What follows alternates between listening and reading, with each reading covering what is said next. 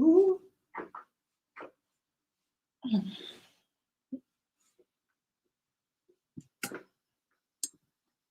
How are you guys doing tonight?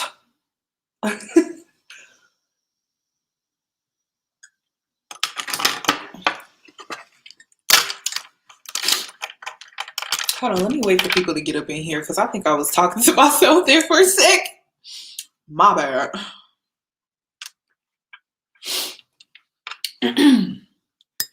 Let me wait for people to get in here. You know, I sure did have to, I put on a little ponytail. You ever get a little ponytail situation? You be like, nobody can tell you nothing. That's how I feel. I got a little ponytail situation. I got inches for $19.99. $19.99. Well, hello, Crystal. GK. Let me wait for more people to come up in here. Well, since we waiting on people to come up in here. See, listen, I'm on time today. People, can you believe people was getting on me about being on time? So I'm on time.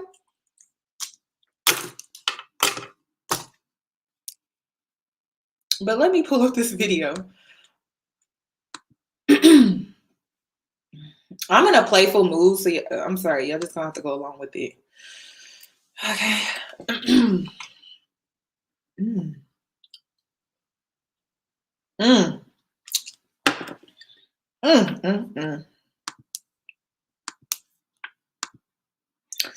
Whew. Hold on, let me pull up this video.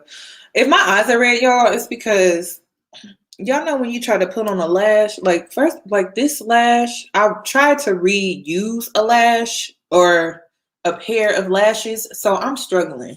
So this one is just a mess. And then this one was really giving me a hard time, like, you know, this inner piece right here, the glue. And then I had the fan going. Girl, it was a mess.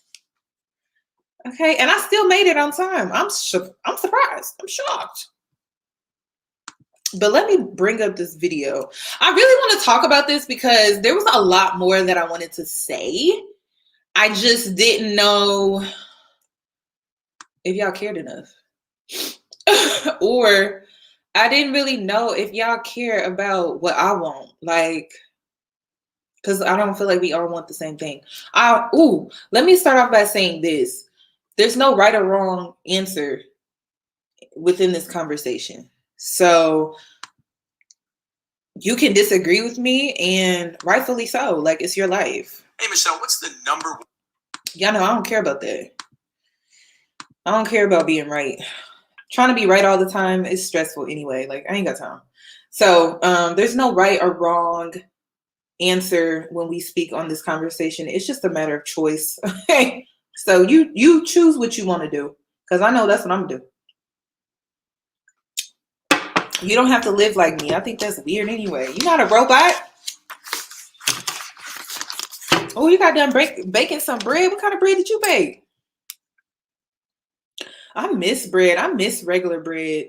I miss rolls, cinnamon buns, donuts, gosh, cornbread. I miss that.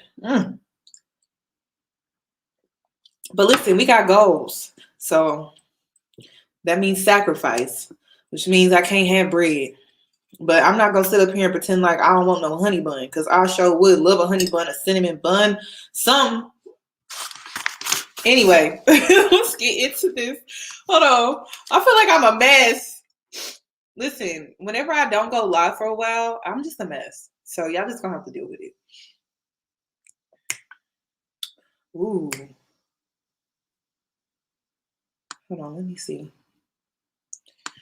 Are y'all annoyed with my intro to my videos? Are y'all annoyed with it yet? Y'all can be honest with me. I'm not gonna get offended, like, because I'm thinking about changing it. But if you guys are still cool with it, I'm gonna change it. Okay, I done waited 5 minutes now. No, y'all not tired of it? Okay, cool. I just feel like people be skipping past that the part where it be like the disclosure. So yeah, it's just, I'm like, and then they be skipping right on past it. Don't even, I'm like, it's my opinion. You don't have to like it. It's not meant for you to like. It's just, I don't know. Just, I mean, if you want to listen, you can listen. I don't know. Sure. Anyway, I won't change it then. I'll keep it the same. Because I like my intro. It kind of sets the tone for what you're getting into. Okay, so first of all, I want to start by saying this. Ooh, I would love to read comments. I'm probably going to read some of y'all's comments so then y'all can get more engaged on my platform. But I'm going to just look at the top comments. Like if your comment made it to the top comments, I'm probably going to sit up on here and read it or go over it. Probably not read it, but go over it. So first, I want to start by saying this, okay? We're just getting down to business when it comes to this conversation. I think women need to understand, modern women, I'm a modern woman, we're modern women. We need to understand that men need to feel needed, okay? Now, just like a woman needs to feel desired, and a man needs to meet that. I don't understand why we have a desired list of what we want these men to do, but then when it comes to meeting their needs, right? We're like, oh no, you asking for too much, you're doing too much. Now listen, I don't agree with you doing this with a man that is not your husband. Okay, if he just a little boyfriend, you single till you married. And that's a whole nother conversation in itself. You're single till you're married. Because legally, when you fill out any legal form, formal form, you're going to have to mark single, even if you're in a relationship, even if you're living with your boyfriend, sis, you're single. But I don't see anything wrong with making a man feel needed the same way a man should make you feel desired as a woman. So I have no problem that if a man is making me feel desired, I have no problem with making him feel needed. So with that being said, I don't understand why some women had an issue with that. I'm like, if he's making you feel desired, right? And he's making you feel desired through the good times and the bad times, like through your good days, girl. Because sometimes I don't wake up like this. I be looking rough some days. But if he can make me feel desired in some sweats and a t-shirt, I have no problem with making him feel needed. You know what I'm saying? Like there has to be balance when we speak on this conversation. And I think a lot of women, you know, they want all of these demands and they want their demands to be met, but then they're not willing to give a little. Like you got to give a little to receive a little, but you also can't pour from an empty cup. That's why balance needs to come into this conversation. So you can only give what you receive. So if a man is making you feel desired, why not make him feel needed? I don't understand. I don't get it. Now, if you're making a man feel needed and he not giving you nothing in return, you just feeling an ego you're feeding an ego just to feed it. Because when a man makes us feel desired, he's feeding our ego. You know, he's feeding our ego. He's feeding our ego to where we're confident we have a healthy level of self-esteem. Like he's feeding our ego in a good way. So you should feed a man's ego in a good way. And feminine is all about desirability. Masculine is all about, you know, feeling needed in a very masculine way. So it's like it's the yin and the yang, but it requires balance for it to be healthy. Because a man shouldn't be feeding a woman's desirability if he out here feeding it to a woman outside of his relationship or marriage or whatever the case may be. And then a woman, you know, it's like there's just an order of things. And I think like we all need to come to that understanding. So another point, I broke this down into 3 parts. So I want to get you guys' opinion on what a trophy is in today's society. Because today's society, like everyone has their definition of what a trophy is. A trophy to me is a prize. And I see women throwing that term around. Oh, I'm a prize, I'm a prize, I'm a prize. So why do you feel like being seen as a trophy is an issue for you? For me, being seen as a trophy, it simply means that I prioritize myself. Like I prioritize my self-care, me going to the gym, me eating clean, eating right, eating healthy, me taking care of myself, like my hair, my nails and stuff like that. So me being a trophy or me being seen as a prize, personally, it's an extension of my self-care. I don't know if other women look at it like that. So like being a prize is like, well, that's how I treat myself. I eat right, I eat healthy, I do my hair and I do my makeup because I feel good about myself. Like I feel like I'm the prize internally. So on the outside, that's like an extension. Like listen, let me tell you something. I don't be going to the gym for these men. Oh my God. If I was going to the gym for these men, I wouldn't go because they disappointing. So every time I show up in the gym being the prize that I am, I'm doing it because of me. Okay. Now, the fact that a man will see me as his trophy or as his prize, I mean, that's the benefit that comes with being with me. You get what I'm saying? I think sometimes how you look at things, we put too much emphasis on men, right? But it's like the reality is, if I'm not taking care of myself, if I'm not eating right, I don't feel good about myself. I don't love myself. I eat healthy because I love myself. I want to see myself win. I want to see myself at my best. It's not for a man. So me being seen as a trophy or a prize by a man, that's just an added bonus. But to be honest, I'm in there for myself. I'm 43 and a trophy wife has always been to me a woman that all she brings to the table is looks. Oof, I don't agree with that, but I get that. I get that, but I don't live up to the standards of how it's always been or what it used to be, because a lot of the things that we have been accustomed to, especially within the Black culture and community, is toxic. It's dysfunction. So me being a trophy wife, like I said, if a man sees me as a prize or a trophy, that's great. But at the end of the day, I'm in there working on myself for me. And it's just an added bonus that he likes it. Like, you know what I mean? But at the end of the day, like, I'm really in there for myself. But I understand what you guys are saying. Like the old school term was being a trophy wife was basically all on looks, but we're in different times now.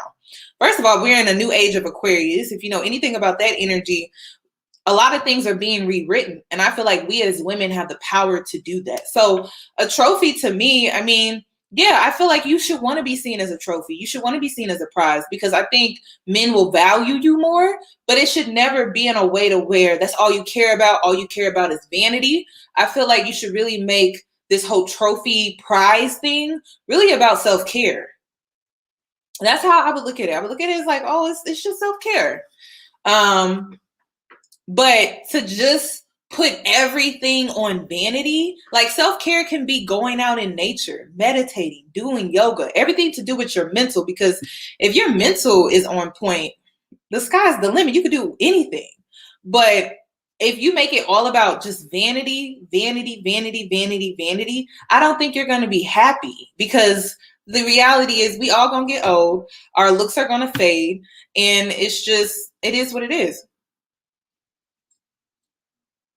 A part of, yeah, I do protect my teeth as a part of self-care. That's why I'm drinking out of this straw right now, because I'm drinking a little coffee here. Going to therapy.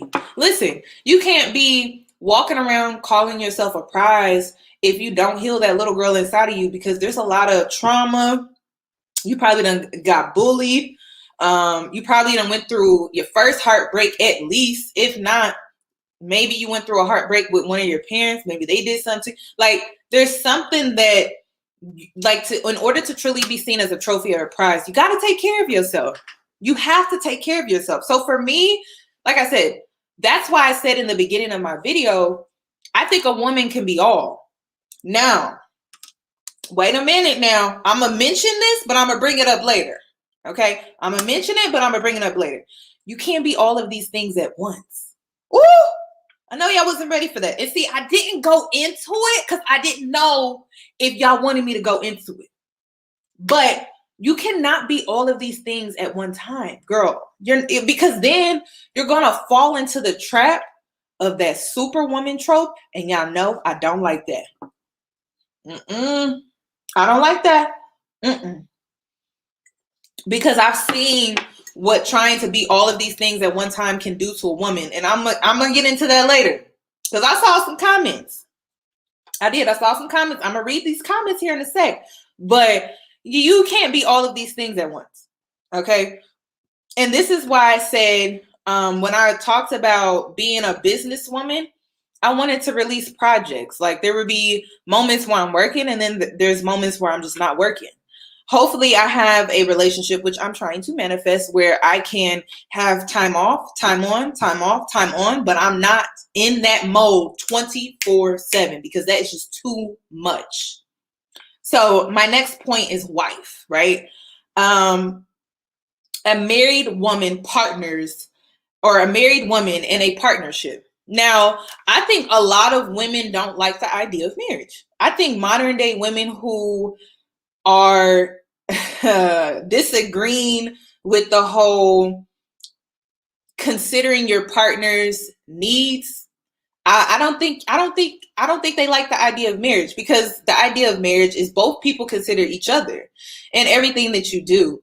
And it's not that they have to be in control, because there's a difference.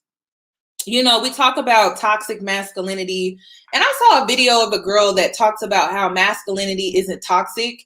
Like, we put labels on masculinity as if it's this horrible thing. People are toxic, but masculinity is not. I think that was like her main point. And now, if y'all remember this girl, or if you know who I'm talking about, I think she made a YouTube video or Instagram video. Make sure you post her name down below, and maybe I will get into that later in this video.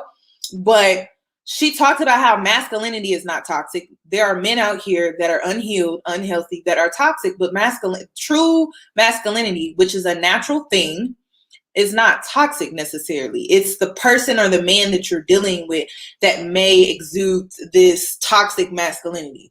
So I think when people think of wife, I think we get into the vanity part of wife, you know, where it looks good on paper.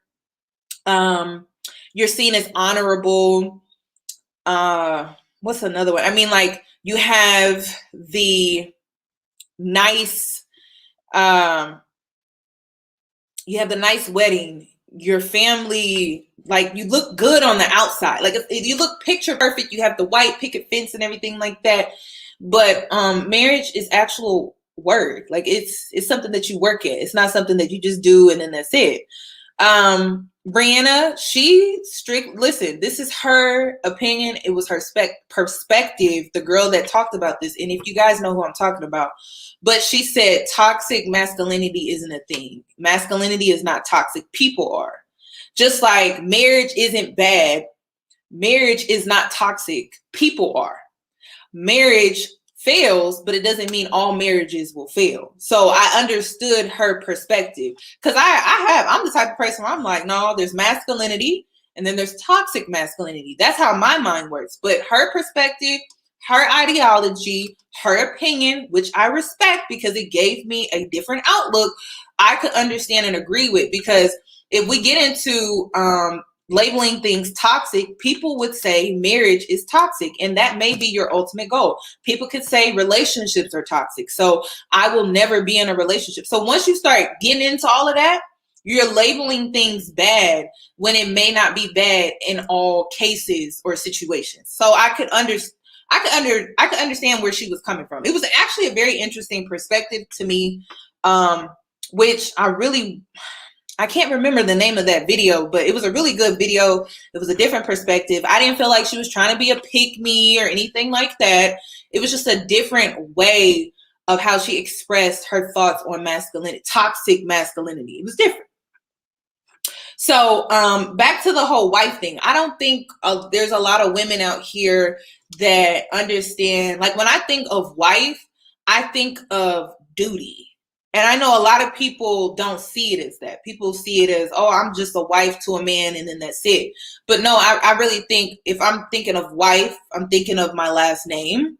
I'm thinking how I'm carrying that last name, that it creates a legacy. Any children that I decide to create or procreate with this man, that is my legacy. That's my bloodline. That's something that's going to carry me and follow me forever and ever and ever. I've never mentioned this before, but I only plan on getting married one time.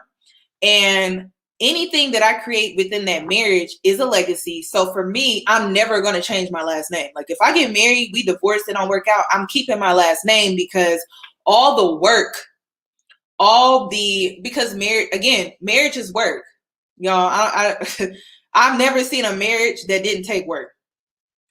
I'm just being honest with you guys. I have not seen a marriage that did not take work, both parties sacrificing. And when people think of wife and they think of duty, a man, a husband, that's duty too. Like you guys have a duty to work together. Like it's a mission that you guys have together. It's not, oh, a wife is just on duty, but a husband is not. I've seen marriages like that, but that's not the healthy marital foundation that I have in my mind. So when I think of wife, I think of duty. You guys are set out to do something together, and you bring on your like you bring on your specialties, things that you're good at, things that you guys may be complete opposites. And so you bring what you bring, and then he brings what he brings, and then you guys create something together. That's a mission though. It's a mission though. It depends on what you want your mission to be within your marriage. Me personally, my mission is to create a legacy. A legacy that can live on forever and ever and ever. It's not always just wealth though. I know in today's society, we get into this whole legacy and wealth, legacy and wealth, legacy and wealth. But it's like, no, I want to leave an impact. So honor, like it is an honor to be someone's husband / like, right.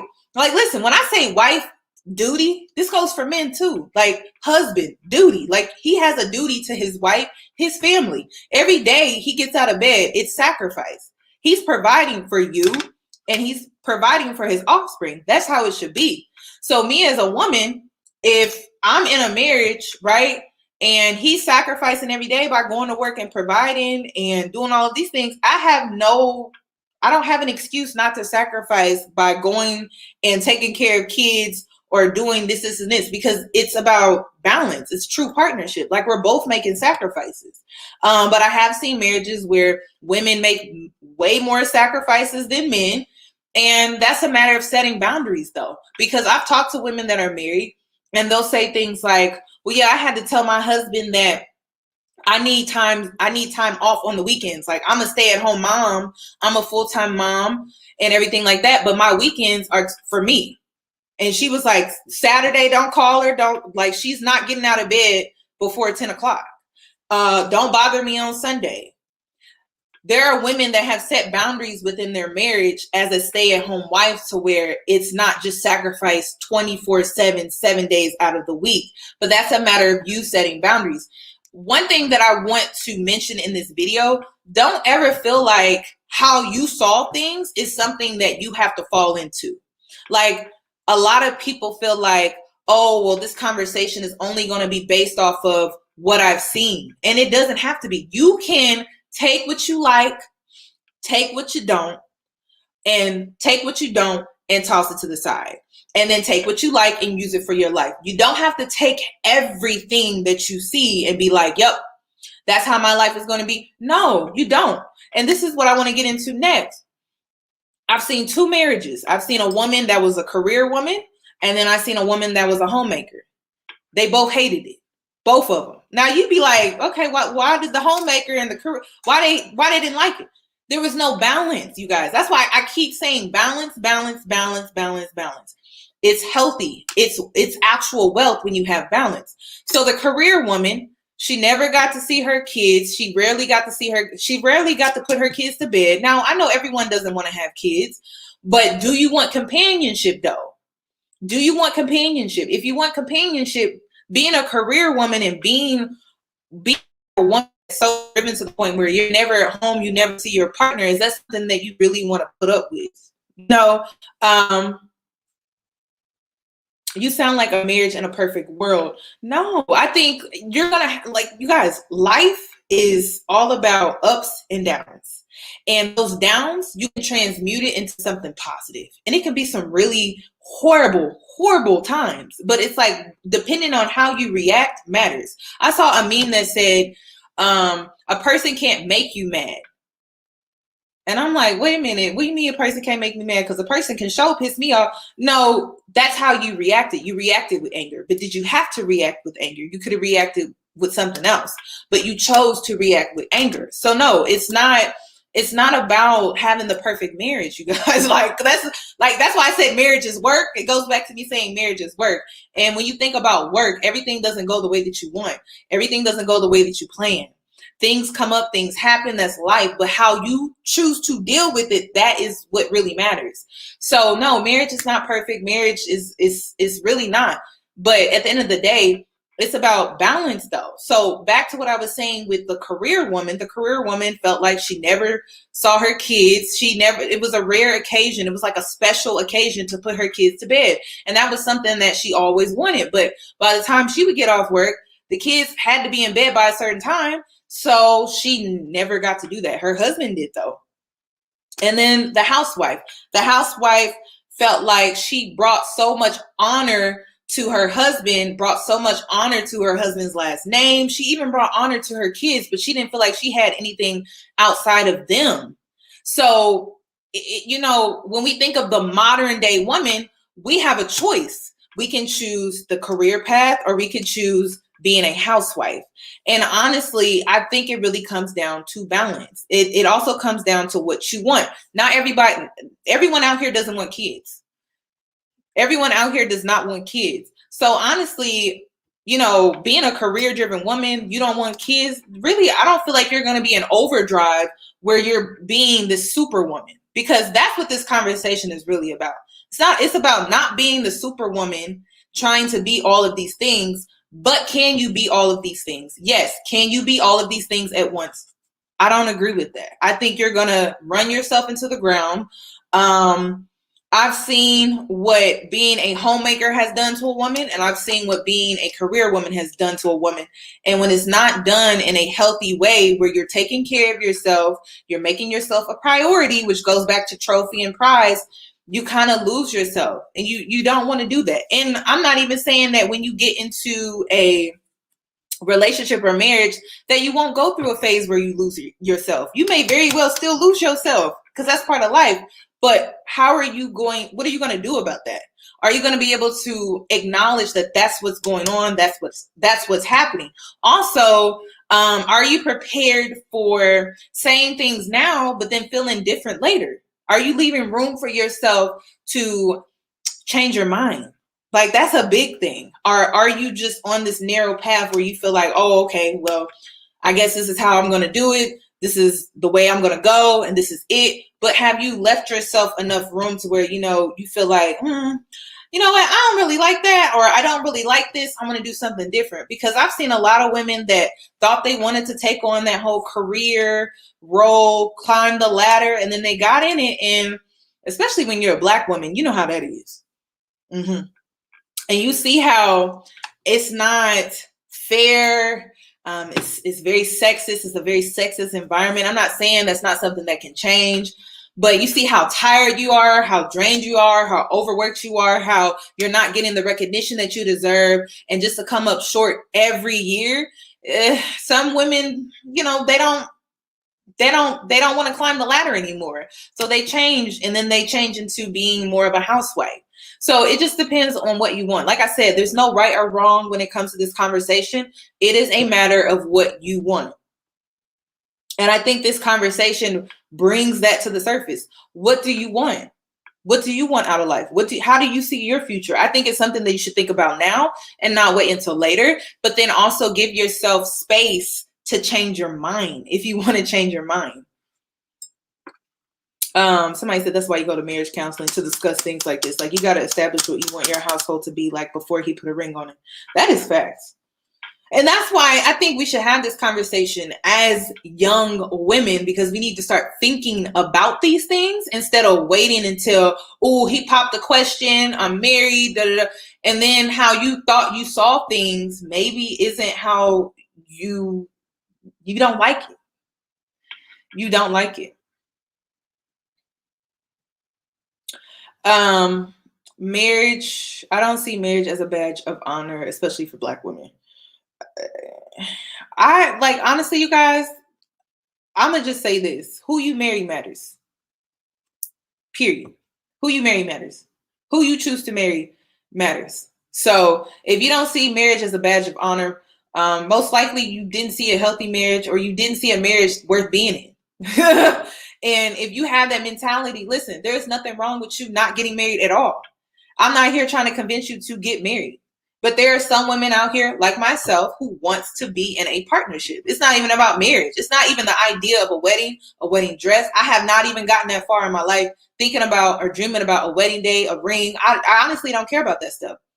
But I know what it's like to come home after working and fulfilling my purpose and not having no one to share that with. Like, that's what it's really about. It's about companionship. Marriage is about companionship. When kids are involved, that's when it becomes more work. So it's just a matter of what you want, though. If you don't like the idea of marriage, then you don't like the idea of marriage, and that's fine. But trying to convince a whole group of women that marriage is not seen as a badge of honor, and Black women, are you saying Black women shouldn't get married? I don't feel like that's fair, because there are going to be some Black women out here who have healthy marriages, successful marriages. It may not be with a Black man, and that's okay. It just depends on, you got to decide what you feel is best for you. And it may not mirror the woman to your left, and it may not mirror the woman to your right. It may not mirror your mom's situation. It may not mirror your mom's situation, your mom's marriage. It may not mirror nobody in your family. And to be honest, if I'm being completely honest with this conversation, I don't want my marriage to marriage anybody at all. No celebrity on TV. Nobody in my family. I don't want it to mirror anything. I want it to be my own. I want it to be custom made. I want it to be authentic, organic, something that has never been done before. So, I mean, we can push out like ideas. We can push out examples, but at the end of the day, I still want my marriage to be mine, and I don't want it to mirror anybody else's. No, marriage is not for everyone. I'm not about to convince everybody to get married. Mm-mm. I'm not. But you do need to decide what you want. If you don't want to be married, listen, I don't feel like there's anything wrong with that. If you don't want to be married, I still see you as a woman. I still respect you as a woman. If you don't want to have kids, I still see you as a woman. I still respect you as a woman. I still see that you can live a happy, fulfilled, adventurous, spontaneous life. I don't feel like everything just comes down. Okay, because I'm not a Candace Owens. I don't feel like everything in your life just centers around men, kids, marriage, obligation. Like I don't see it like that. I don't. So this is why I'm saying within this conversation, there's really no right or wrong answer. It's all about what you want. It's about choice. It's really about choice. Now, if you guys want my opinion on, like why do I want to get married? If somebody was to ask me that, I told you guys, it's about partnership.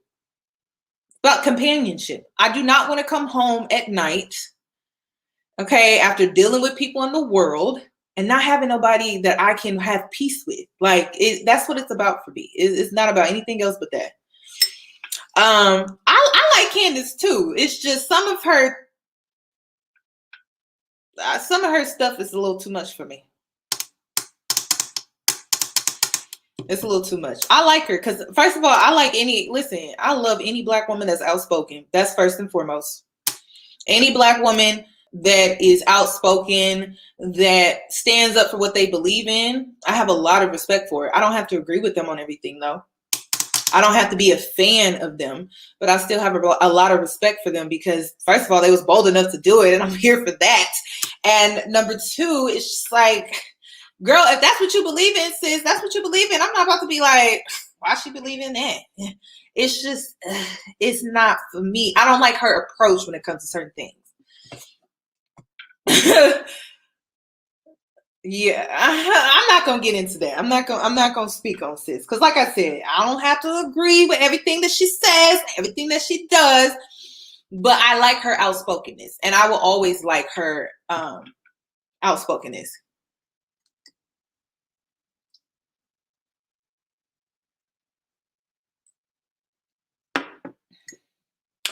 Do I want kids? I would love kids, but I'm in a mindset where if it happens, it happens, and if it doesn't, it doesn't. Like that's the headspace now. I won't feel less of a woman if I don't have kids. I won't feel less of a woman if I never get married. It's just that's something that I do desire, and I'm not afraid to admit that.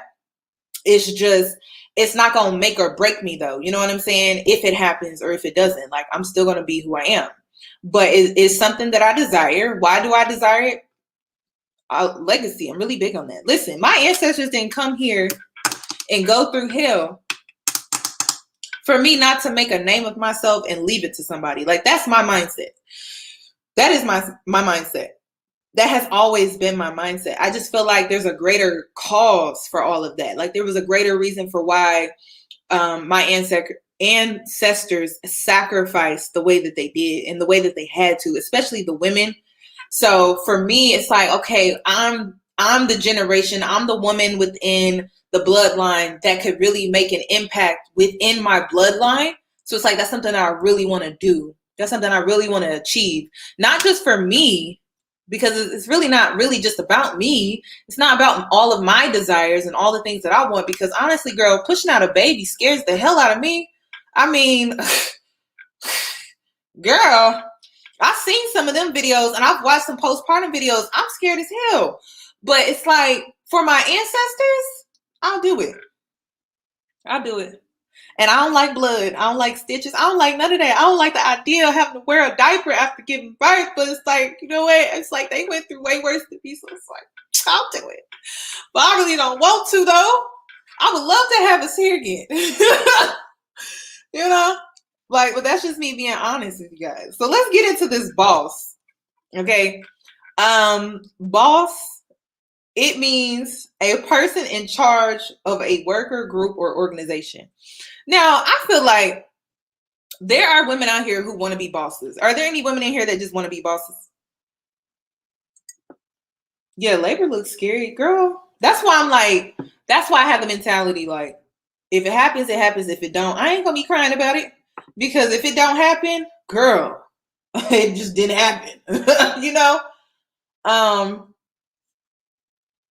But I also feel for the women that want to have kids and can't. Like I feel for them. But again, if you can't have children, it doesn't make you any less of a woman. It doesn't make you any less needed in this world. I don't believe in that. But are there any women in here that want to be bosses though, for real? Because at one point I went through a phase. That's why I'm saying when I was young, girl, I wanted to be a boss. I wanted to be an independent woman. Now that I'm out here in the world, it's too much. Girl, it's too much, girl. It's just too much. It's stressful. It's so stressful. And I'm telling you now, if I didn't like what I do, like if I didn't like coming on here talking with y'all, mentoring with you guys in private, and like really enjoying what I do and feeling like there's a purpose behind it, I would hate being a boss. But that's me. I can't speak for everybody. That is me. I don't see anything wrong with wanting to be a boss and being a boss. The only thing Yoni is concerned about is your health, sis. Okay? I'm concerned about your health. That's it. Because I've seen what being a boss has done to women. I've seen what it's done to men. And I'm going to get into that. Because honestly, when it comes to being a boss, the only thing that I'm really concerned about is health. Health. It's not just physical health either. It's mental. Mainly it's mental. I've seen what being a boss, being a leader, like, did y'all see, for example, okay, Barack Obama, did you see how old he looked when he was the president? Now the man looks good. He back to himself. But when he was in that position, the man was stressed. I've seen men lose their hair. I've seen men go bald trying to be a boss. So, you know, when I was younger, it's fun and it sounded like a good idea and everything like that. But girl, that stress level that you be at, the stress level that you be on, it's a lot. It's a lot. And I've seen what the boss title has done to my mom. I've seen what the boss title, and listen, my mom is a boss, okay? I look up to her. She is my inspiration. If people want to know who I aspire to be her, but in a balanced way. because that's one thing she lacks. She struggles with. She lacks. She struggles with balance. She struggles with balancing her personal life with her work. She is a workaholic. She loves to work. Like, she loves it. But at the same time, it's killing her. Okay. And I don't like seeing that. So for me, this is why I'm speaking on experience. When I speak on these things, I've seen what it's done to women long term. When they were young, it was great. They were hitting the pavement, running, sprinting. But I've also seen what it does when you get older, and that's the thing that that scares me. That's why I keep saying balance, balance, balance, balance, balance, balance. So for me, I don't want to be a boss, but I still want to run a business. I just don't want to be I don't want to be seen as a boss where I always have to have the answer. People are always coming to me. You have to have the answer. You have to have the right answer. It's stressful. People always looking to you for everything. It's a lot. So I really, like, if you are wanting to be a boss, the only objective that I have is make sure you're taking care of yourself. That's it. Make sure you're taking time out make sure you're going to a spa, girl. And don't feel guilty and turn off your phone. Girl, I be hanging out with my mom sometimes. I'm like, hand me your phone. Yeah, you on vacation. Because she will read emails. The girl will read emails.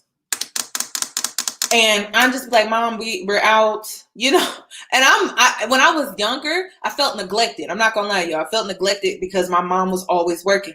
But now that I'm older and I understand her position, because I've gone to her job, girl, they call her boss lady and everything. I saw my mom in a different, that's another thing. When she's at home, she's so agreeable, cooperative. She's so different. But when she at work, she boss, like, she got an attitude. I'm like, who are you? I've never met you before. Seeing her at work, seeing her in her work environment versus her home environment, I was like really taken back by who my mom was. It made me like her more. I'm like, ooh, I like you. I really like you. So when people be like, who do you look up to? Who do you aspire to be? My mama. I would love to interview my mom about the subject. Hold on. This may sound sexist, but I'd rather my man take on that lead. Me too. Or on that load. I'm just not built for that. And listen, some of us women don't shoot the messenger. My hands is up. Some of us care. I don't. If you do, I respect you, sis. I do. Because I don't know, maybe you saw the complete opposite, right? Maybe you saw your mom get taken advantage of as a kid. But I feel like you should heal those so that you can have a healthy outlook on what you want for yourself and not just doing it out of trauma or reacting to something negative that you saw growing up. Because I've done that too. So, yeah, like, I'm sorry, y'all, but listen. Some stuff I just don't care about. Like I feel like sometimes as modern day women, we get a bad rep. We, okay, I'm including myself. We get a bad rep for wanting to be seen as men. We do. Like, we get a bad rep for wanting to be seen as men, honored as men, treated as men. And when you are wanting to put yourself in that position, it takes away from your femininity. It takes away from your beauty. It just takes away from your nature. And it's like, do you really want that? That's why it's like, let's balance this out a little bit. Let's balance. I'm not saying, no, don't do this. You must be a stay-at-home mom. Like, girl, this is not the 1950s. I'm saying, take care of yourself. When we think of prize, when we think of trophy, and it goes back to what I was saying earlier in this live, it's about prioritizing self. It ain't about these men. Okay. And I need to let me write this down so I can put this in a book. Listen, a trophy and a prize, think of prioritizing self. It ain't about these men. Okay. The fact that these men will benefit from it, I think is great. But at the end of the day, okay, it's really about you. It's about you seeing yourself worthy, taking care of yourself. So when we think of bosses, I think of being a boss. Listen, I don't see nothing wrong with it. as long as you are taking care of yourself. And a lot of times when I see Black women in boss positions, they don't take care of yourself. And it's not always vanity, you guys. It's not. It may be you going to therapy, maybe not every week, but maybe like every 2 weeks, getting some form of counseling, especially if you're in a leadership position or role. Like, listen, I go to therapy because I'm in a leadership position or role. People come and they book sessions with me, and it's like, well, I'm supposed to mentor this girl and ain't nobody mentoring me. I don't like that.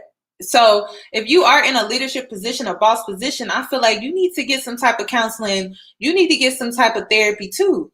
You can't be out here just pouring into everybody else's cup, but no one is pouring into your cup. And that's what I saw growing up. I saw my mom pour into being a wife.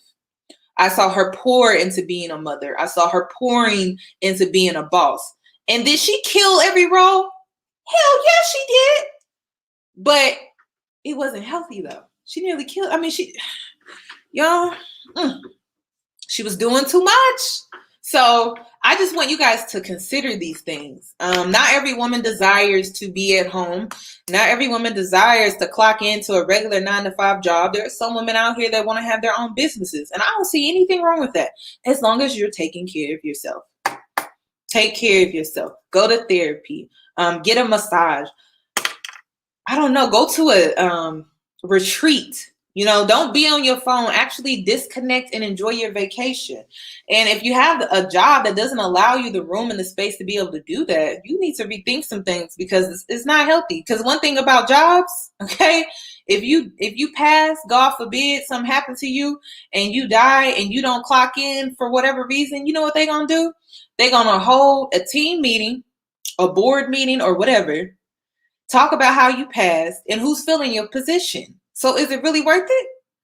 That's why it's when we have this conversation, I really want you guys to think about these things. And another thing that I want you guys to think about is, you guys, I used to make wigs for women in corporate. And the number one issue that they had was they were losing their hair. They suffered from alopecia. They were losing their eyebrows, their lashes. They were losing their beauty because they were stressed out. So they were coming to me to help them manage it so that they can be seen as professionals in a corporate environment. So I had to come and make wigs that look like their natural hair, not Instagram baddie, 24 inches. No, we talking about cut to the shoulders, making sure the hairline looks natural, not overplucked, not overdone. Like that's something that I saw when I used to make wigs for women in corporate. And they would tip me well. Any wig makers out here? Girl, that line of work, let me tell you, them women will show up every week, every 2 weeks, because they have to look a certain way. And because they're stressed out so much, they're trying to, their way of handling the issue is to cover it up.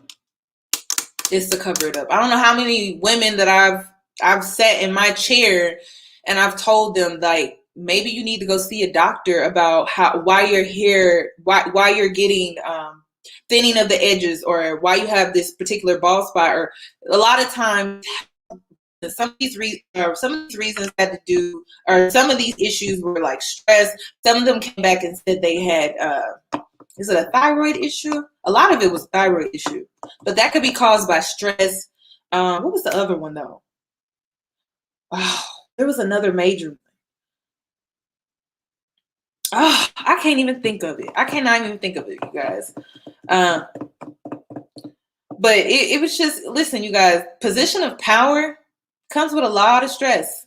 A lot of people looking to you for the answer for everything. And it's not necessarily a bad thing. It's just only a bad thing when it becomes too much. And when you put yourself in a position, or when you put pressure on yourself, because a lot of these women were putting added pressure on themselves to have the answer all the time.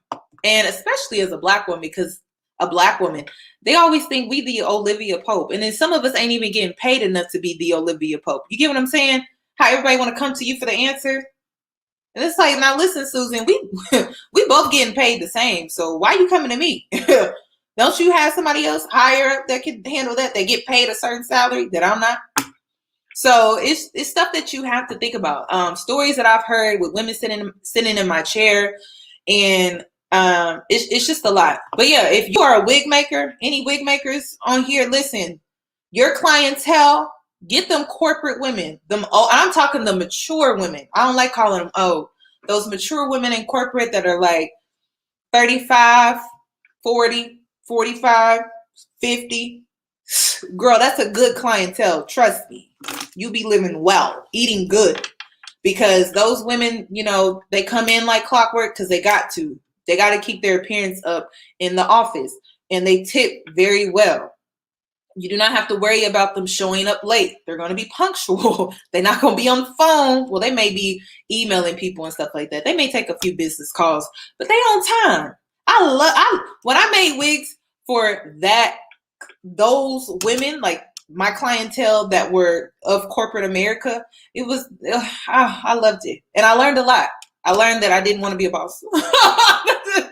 But listen, it's not for everybody though.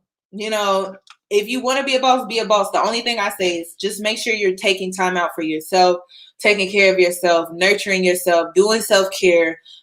Even if it's just a bubble bath, y'all, like just do some form of self-care, some form of therapy. You know, everyone coming to you for the answer. Maybe you need to go to someone else for the answer, even if it just comes to the pressure of your job and the pressure of being at home or whatever you may be dealing with outside of work, you know, having someone that you can go to. And that was another thing. Like a lot of the women that had demanding jobs like that, they wanted companionship. They wanted companionship. Not all of them wanted children, but they wanted companionship. They wanted someone that they could talk to at night, you know? And a lot of them would vent to me because they weren't in therapy. They didn't have companionship. And the only people they could really talk to were their coworkers. And then in some cases, they had a boundary with coworkers because they couldn't tell them too much because they couldn't know too much personal information. So they would sit in my chair and vent to me.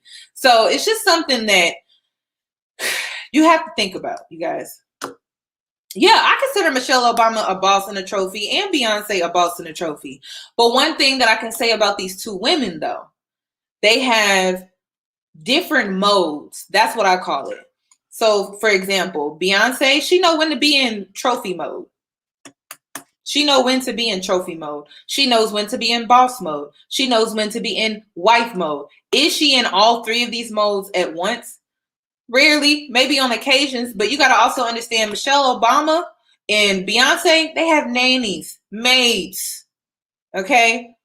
So they have people helping them, assisting them. And that's what if you really truly want to be all of these things, you're going to have assistance. Yoni will never look down on you for having a nanny, a babysitter, a 24-hour babysitter. Like, listen, Beyonce, she wouldn't be able to be the boss that she is without her nanny and her assistants. And I'm sure she has a lot of it. She also, for her to be that trophy that you're talking about, Michelle too. Okay, they got chefs, people that make their food. You think they up in the kitchen cooking like that? No, they're not. So really think about what you're talking about. Tia Mori too. Okay, they all got assistants, chefs. Okay, people that help them. So when you think about being all of these things, make sure you're including assistants. And I'm talking to Black women. Yeah, I'm talking to you. Make sure you're including a nanny. Make sure you're including a chef if you're trying to be that trophy, a personal shopper. I mean, they got everybody helping them. My mom, she didn't have nobody. Okay, there were moments where me and my brothers would be in her cubicle. She's trying to climb the ladder of corporate America. I'll never forget it. And I'm over here playing with a calculator in her office on the floor because she done laid out a comforter. So when you think about being a trophy wife and a boss, include assistants. Okay, and listen, don't feel guilty. These white women, they had us as assistants for years. Years. We were called slaves. So don't feel bad. Real talk, how much money is enough? Why is the pursuit of things so important? I haven't talked about things yet in this conversation. Like, what? What are we doing? Thank you for the $4. But what?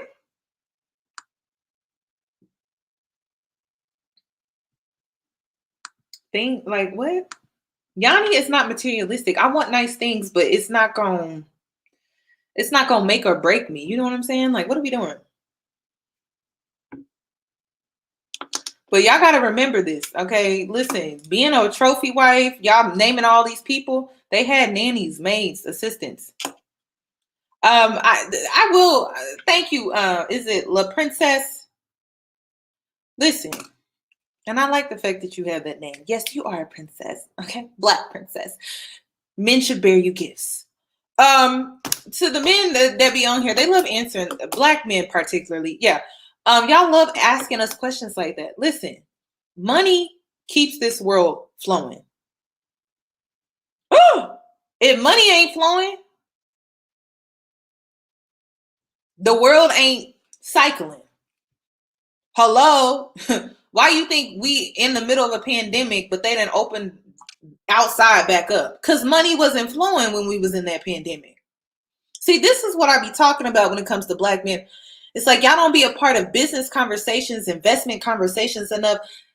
Things that happen out here that requires you to have a certain level of status and power within society to where you should understand why money is important. Money will always be important, y'all. That's the world that we live in.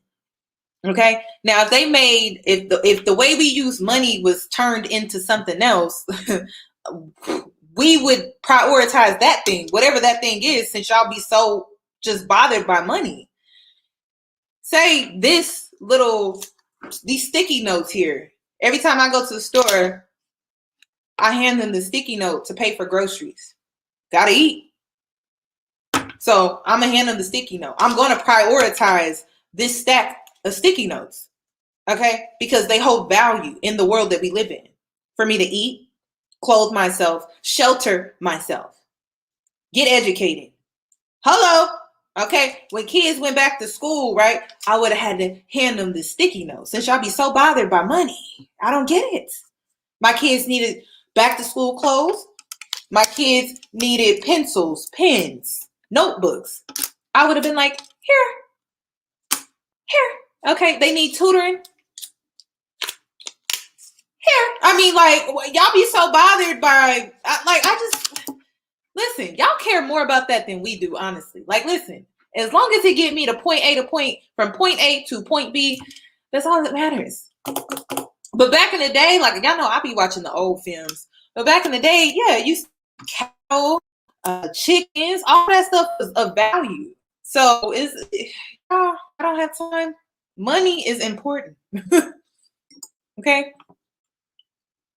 You should never put money above your self-worth, though. But it is important. Like, y'all not gonna ever make me feel guilty about money. I don't get it. Is there more to life than money? Of course. Is there more to life than materialism? Of course. But we still not gonna downplay how money is important.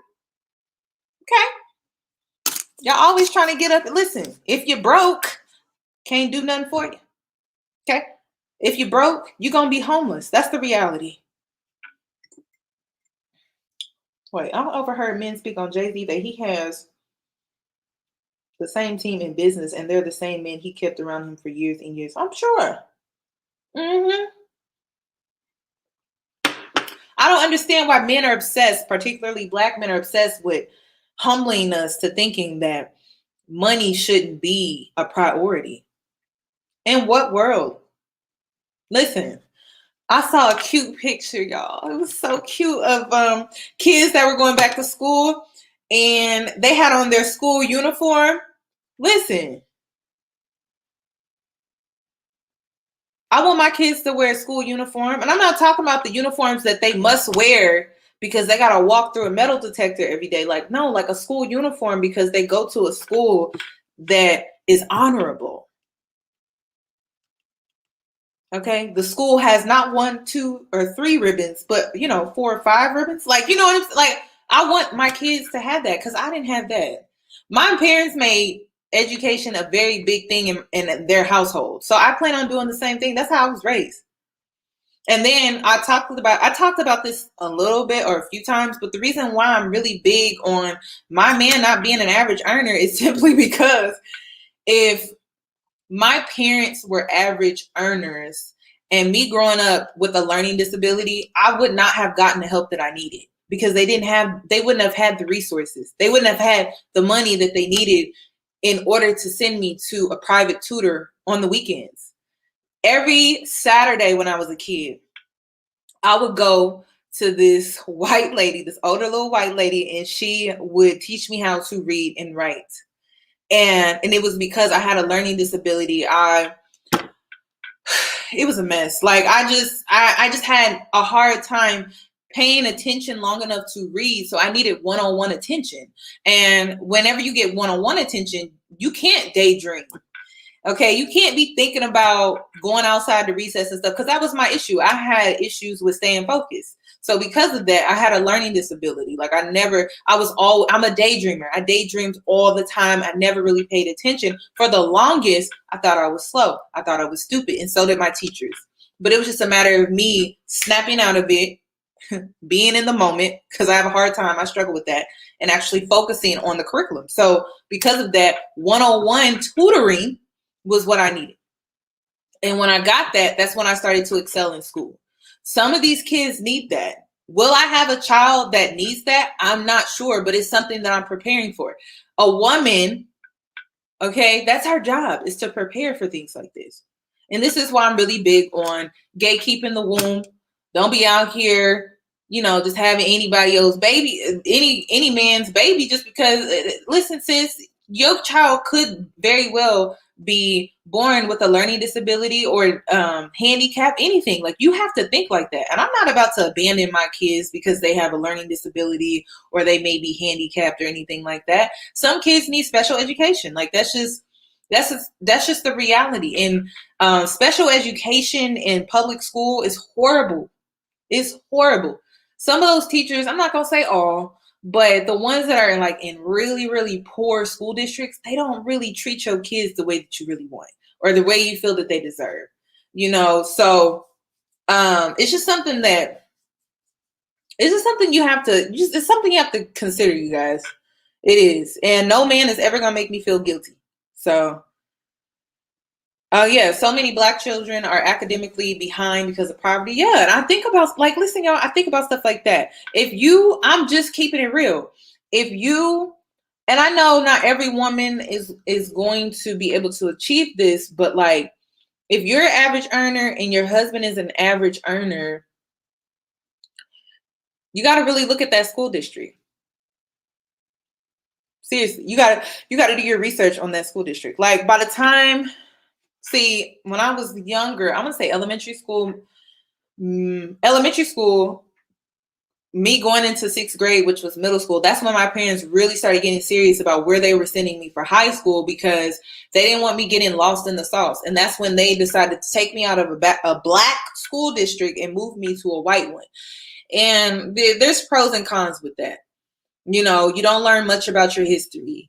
They kind of hide that, skim over that. You got to go to school with white kids that think using the N-word during history class, even though it was approved by everyone within the class, that, I get to use it finally. You got to deal with that. And they get to read it out loud in class.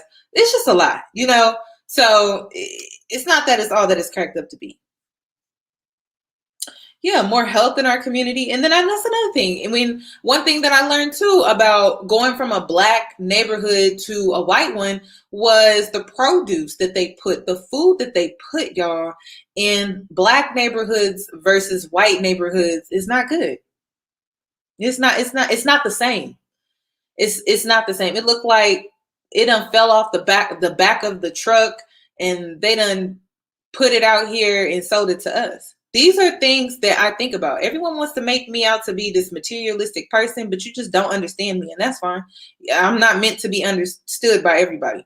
But when you grow up seeing both sides of the fence, the white side, the Black side, and you see how horrible it is, how it's completely night and day, literally.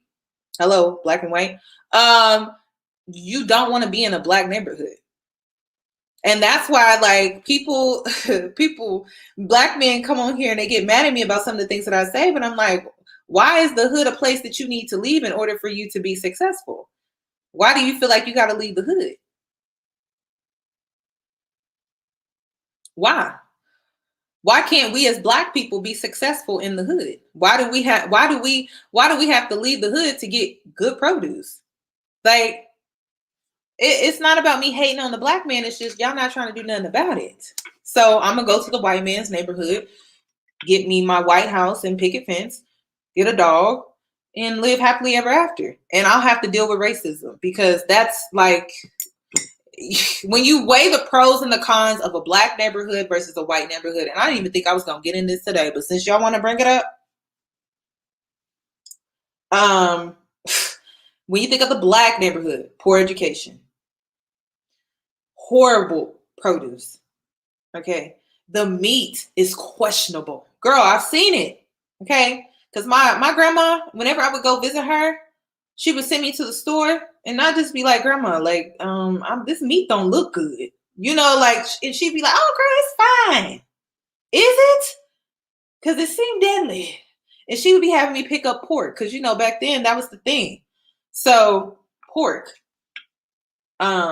What's it called? Hog mog? Or it's just nasty. My grandma was into pig feet, pig ears. She loved that pig. So I would go and get her, and I'm like, Grandma, this don't look good. She like, girl, I be on, like, I had a cell phone at a very young age too. That I was privileged. I'm not gonna sit up here and be like I wasn't. I think my first cell phone that I got, I was at like 13. So yeah, I'd be at the store and she would call me. And I would tell her, like, the meat didn't look that good, you know? And she would be like, oh, girl, get it anyway. Because that's what she's used to. I'm used to being in a white neighborhood, going to the store. And girl, the meat be so red. It be so fresh. And it don't look gray. Like, the meat that I would get when I would go visit my grandma, it would be at that stage where it would be kind of almost turning gray, but not quite there yet. And that's when I started to look at the difference. Like, why is the meat here more of premium quality? And then you go to the black neighborhood and it's just, it's like it's about to go bad. Like it's about to go bad, like within the next 3 days. And it's like, if you go to a black neighborhood and you get meat, it's like, you better cook it today. You're risking it if you don't cook it today. You know, so those are things that, like, that was a culture shock for me. This is why I don't look down on, I hated going to school with black kids that always thought it would be cool to say they were from the hood. Yeah, I'm from the hood. I'm throwing up gang signs and stuff. I'm like, are you sure? Because when I go visit my family on that side, they don't like it. They don't.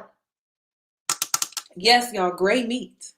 You know when your meat starts to turn that grayish, almost brownish look, it's getting old. So, and then another thing, like I said, when I was weighing out the pros and cons of a white neighborhood versus a black neighborhood, like I said, black neighborhood, poor education, poor food, not safe, violence. You still got to deal with racism because you're black, right? Don't even get me started with the whole crabs in the bucket mentality. Black people started seeing you do good, then they start hating on you. They may rob your ass too. Excuse my French, but that's just what I saw growing up every time I would go visit. Or my dad's biggest thing was he would go to the barbershop and he would take us all with him. And he had to go back to the black neighborhood to get his hair cut because he wasn't about to go to no white man to do his hair. And I used to go to the beauty salon. So when I say I had a well-balanced life, a lot of people would consider me to be a suburban kid, but I don't act like one. And people be like, you turned out okay. And I'm like, because on the weekends, I was introduced to my culture. Like my parents made sure that I was culturally rounded when it came to my black side, my blackness. But when you go, so that's the negatives of a black community, right? And I used to ask my parents all the time, I'm like, why do I have to leave my friends? Why do I have to leave a Black neighborhood to be successful? As a kid, I never understood that. And so now I do. So now that I switched 6th grade, so I was able to understand and see things than if I would have been way younger. And I think that played a major role with my outlook on life too. So when I went to the white neighborhood, the first thing that I noticed was school. Teachers care, girl. And you know what? Let me tell you why teachers care. Where are the teachers at in here? Any teachers in here? Listen, they care. You want to know why? You want to know why they care?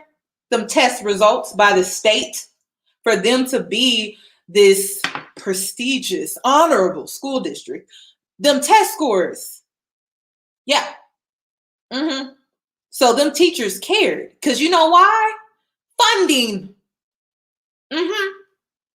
All them parents. I'm getting into politics now. That was another thing. I was introduced to politics at a very young age. Very, very young age. I didn't know what politics was until I went to a white school, started playing basketball. And I'm like, oh, so this is what politics is. Oh, okay. Your parents must donate. They must fund. They must give the school district some money. Oh, didn't know that. I had no idea. Girl, I didn't know what I was getting into. So yeah, when it comes to white school districts, them test scores, they got to be up to par. And listen, they will fire you. They sure will. If your kids are testing low scores, they will fire you. Yes, I've seen it. So me going from a Black school district to a white one, when I say teachers cared, see me after class. We need to talk. No grade score, like no F. You go about your business. No, there's no score at the top. See me after class. Oh my God. Next thing you know, your mama involved. They done emailed your mama and your teacher emailing each other. Yeah, we need to get her some help. Yeah, like completely different. Like it's totally different. But I would not be who I am today without that. So Black people always try to look down on people moving to a white neighborhood, but like, y'all, it's really night and day. Better food. The only thing we really have to worry about is racism. But listen, when you're Black, you got to worry about racism no matter where you go, whether you're in a white neighborhood or a Black neighborhood. So if that's your only concern, that's the only thing you got to worry about. I'm not downplaying racism like it's not a big thing, because it is. But I mean, when you compare all those other things, are you willing to risk that for your kids just so they could get a better education? Yeah, because they're not safe in the Black neighborhood either. So it's like, what you gonna do? And to be honest, it's safer in a white neighborhood. It's safer in a white neighborhood. You don't have to worry about somebody just running up in your home 9 times out of 10. Not in all cases, but 9 times out of 10. Are there going to be exceptions to what I'm saying? Of course. But 9 times out of 10, you don't got to worry about somebody running up in your house like that. You don't. You do not. Stealing your stuff. Because first of all, your neighbors, you know what we got in the white neighborhood? Neighborhood watchers. People watching. Looking for any suspicious activity just to call the police. And let me tell you something about, this is another thing. When you go to a white neighborhood versus a Black neighborhood. The white neighborhood, police come. Girl, they there in like 5 minutes. On time. I'll never forget when I was at my grandma's house. I'm like, why? I'm like, Grandma, we called the police like 30, 45 minutes ago. Why? Where they at? They not sure. When I say I went through a culture shock, that is what I mean, y'all. So them cops show up. I'm like, y'all, I'm not playing. 5 minutes. 5 minutes. They do not play about that. So they show up on time, ready for anything. And the only thing you got to worry about is them mistaking you for being something that you're not, because you're in a white neighborhood, and you know how that go when you're in a white neighborhood. Again, you have to deal with racism, racial profiling, and things like that. But are you willing to take that risk as a Black person for your kids to get a better education? Yeah, you are. That's what we got to deal with. These are decisions that we have to make. And particularly as Black women, these are things that you have to consider because of the simple fact that, you know, our men, they not leaving us with no choice. So here we are. And like these hoteps and these Israelites, don't get me started. And I'm talking about the men, you know, they look down on Black people who send their kids to a white school, but it's like, what are you doing about it? Don't get me started on that one man. What's his name that's building that school? Girl, how long has it been? What's his name? Can't even think of his name right now. Is it Omar? Yeah, I can't. I'm not even going. Yeah, that's why I'm like, So many people are saying he's not building that school. At this point, I don't know what to believe. I don't. And then that's another thing. When you, and this is not, listen, I'm not about, listen, Black people, I love y'all, I do. But I will say this. We're dumb criminals. White people, they're criminals, but they get away with it. Okay? I've seen some things in my childhood in a white neighborhood that I know for a fact wouldn't have been able to go down if it was a Black person. And it was simply because, you know, white privilege, you commit a crime, you get away with a lot more. So, I don't take that man serious. Honestly, I don't take none of these Black leaders seriously. Not celebrities, none of them. I didn't take none of them seriously. Because they always turn, they always sell out for some money. And that's the curse of the Black culture too. Our Black leaders, male leaders, always sold their soul or sold their people for money, trade, like we're products. Hello, Black people. The reason why we were in slavery was because of Black people. It wasn't because of white people. We can't blame the white man for that one. Okay, our own people sold us. So whenever I see a Black leader and people put them on a pedestal and stuff like that, and I've, Black Lives Matter, I've seen that too. They always get compromised by money. So money. Even with the Black Lives Matter situation, when I started seeing them buy and purchase them homes, I was like, they've been compromised. Like they've listen. We have a curse, which it should be broken by now, where we fall into the same traps, and that's what this whole conversation was about. Listen, you don't got to do nothing with your life that you've seen done before. You can create your own life. If you want to believe that story that they stole us from our villages, that's fine. But according to research outside of the curriculum that they wanted to teach you when you were in school, and the reason why I had to get into self-educating myself on real history was because I was lied to. Okay. So because of that, I had to do my own research and learn about my own culture on my own. And with that, I found that, no, we were sold by our own people. And we still being sold out by our own people. I mean, look at celebrities today. Like, listen, they're doing a number on our youth. I don't know if you guys are seeing that. I don't know who this shots or shats was. Sis, a few, it happened. It's the truth. That's what, listen, don't be afraid of the truth, because the truth is liberating. When you try to dance around it, skip around it, step over it, cover it up, it don't help you. You end up making the same mistake. So call it what it is. They sold us. It is what it is. And we keep making the same mistakes over and over and over again. And it shows. Black people can easily be bought with entertainment, money, jewelry, the finer things of life. And we don't make our own, like we don't create our own finer things. We want it to be handed to us by a white man. And I say this all the time. Like, you can create your own, first of all, Black people, we pop. Like, come on. We're the flavor, the sauce, the seasoning. Like, to be honest, like this world would be boring without us. Okay. We're not just entertainers though. We're very smart. Okay. We have a lot to offer to the world, but we don't feel validated or valued unless we're getting the finer things from the white man. And I don't get that. So, it's just, like I said, if you don't know much about me, I say this all the time.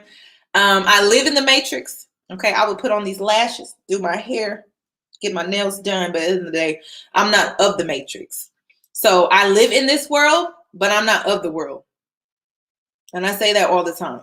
But people stereotype me because, you know, I like to get cute. I like a good slay. Ain't nobody ever going to keep me from slaying. But at the end of the day, I'm not stupid either. I see through the illusions and the BS that they be feeding us. And I'm not getting on no spiritual stuff. I'm just telling y'all what it is and what I see. And we fall for it. We fall. I don't even want to call us victims anymore because it's like we should know better by now. History repeats itself over and over and over again. And people don't believe in generational curses, but it's like all generational curses are patterns. You walking in the same footsteps that you've seen other people walk in. And then the crazy thing about us is we've seen where it led them. We've seen how it wasn't a good idea. We've seen what the outcome could be. We've seen how negative it is, but somehow we still find ourselves walking right in them footsteps, walking right into a trap. And then we look up and be like, oh my God, well, I don't know why this happened to me. You know goddamn well why this happened to you. You do. You do. I've seen countless women in my family make poor decisions when it comes to men. And I've seen what their outcomes look like. Horrible. So you seeing a woman that's single by choice because I refuse to do that. Like I've seen what it's like to put a man before self. I've seen what it's like to sacrifice everything, take the shirt off your back and give it to a man. They don't appreciate you. They don't value you. They actually value you more when you don't give into that. Like when you actually have a backbone and you're not a revolving door, when you have boundaries and when you set them, they actually respect you more. And in some cases, you have to teach these men in a way to where they may never talk to you again, see you again. They may never, ever, ever be able to be in your space ever again. But listen, they respect you though from a distance. So I've seen women. I'm not doing that. I've seen where it leads. I know where it leads, and it leads just to trauma. I ain't got time for that. So yeah, I'm single, proud, and you should be too. You know where it leads to. Don't fall right into the trap because it's a trap. You think you're going to get something different and you're not. It's an illusion. That's the thing. You cannot fall victim to the illusion. It's an illusion. Do something different. I started this journey on this channel because I wanted to do something different. I didn't want to be like everyone else. I wanted to be my own. I wanted to be my own woman. And I still want to be my own woman. That's why when it comes to this conversation, like I said, trophy wife, I don't really want to be a boss, but I mean, I do want to lead an organization. I do want to do charity work and stuff like that. I see myself doing the type of stuff, like the cute little fun stuff, but I don't want to be a boss though. Like, I don't care to be that. That's too much. But I am going to speak my mind though. Listen, this mouth going to do what it's going to do. But I don't feel like I got to be a boss 24/7. I just feel like, I think that's just a lot of work. So I respect women who want to be that though. I do. I just want you guys to take care of yourself. That's it. Do some self-care, self-love, love on yourself. Take a bubble bath, salt bath, do something. I don't care what it is. Go on a retreat, a vacation, have a girls' night out, take a girls' trip. But even girls' trips sometimes can be stressful. So you may want to think twice about that. But, just take care of yourself. I just want Black women to take care of themselves. That's it. That's it. I just want y'all to take care of yourselves. We talked about a lot in this live, though. Some things that you guys should think about. Like I said, there's no right or wrong answer when it comes to this conversation. It's just a matter of what you want. Go off of what you see, though. Like, if you see women around you and their outcome was this, and this, right? Try to take the positives Acknowledge the negatives, right? But try to take the positives out of their current situation or their past situation, right? And use that in a positive way. Transmute that negativity into, you know what? I'm not going to do that. But I'm going to do this, and this. That is how you create your life. That's how you manifest your life. That's how you manifest your future. That is how you do it. But avoidance is not healthy. Like I've seen women that are like, well, I'm not doing this. I'm not doing that. I refuse to do this. I refuse. Avoidance is not healthy. Okay. Healthy is transmuting the negativity that you saw and creating your own positive reality. So that's the best advice that I can give. Like I can't. And also another thing is you can't expect for people to be perfect because I'm not perfect. I don't want y'all to ever think I'm on here and I'm Miss Perfect, okay? Because there's some tea I could spill in my life right now. But not in this video because I kind of want to post this one. But I'm not perfect. And when I come on here and I give commentary, please understand 100%, 1,000% of it comes from my mistakes. It don't come from me getting it right the first time, the second time. Girl, it comes from my mistakes. This is why I don't look down on single mothers. I don't look down on drug addicts. I don't look down on scammers, honestly, strippers. I don't. Because at the end of the day, I'm not perfect, so I'm not about to judge somebody else. Like, I don't got time. Because, you know, when tables turn, girl, I don't want them to turn towards me. I'm not next. You know what I'm saying? So it's like, because I refuse to be next, girl, that ain't my business. I'm going to pray for you, though.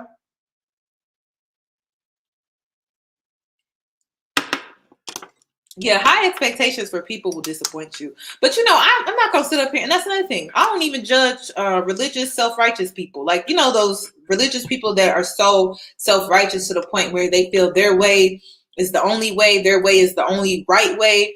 I don't even judge them because I used to be like that too. So it's just like, I get it. And people hate me for this. People hate me they hate that I have this outlook. But at the end of the day, they feel like I ride the fence a lot, but it's not. It's like I really have that mindset where I put myself in other people's shoes and I see if, well, dang, like, can that work? Or dang, would I have done that? When you put yourself in that position, it's easy for you to look at somebody else and be like, oh, I would never do that. Like, why she do that? I would never do that. But it's like, if you actually walk in their shoes, carry their trauma, their burdens, would you? Would you? I always extend grace to people. Like, I don't care who you are. I don't look down on you.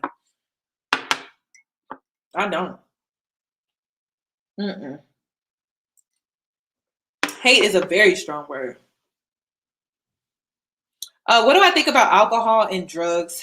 It depends. Like, what do you mean by that? Yeah, people want me to choose sides all the time, and it's just like, but when you go to the other side and you see it from their vantage point, when you see it from their perspective, are you going to fully disagree?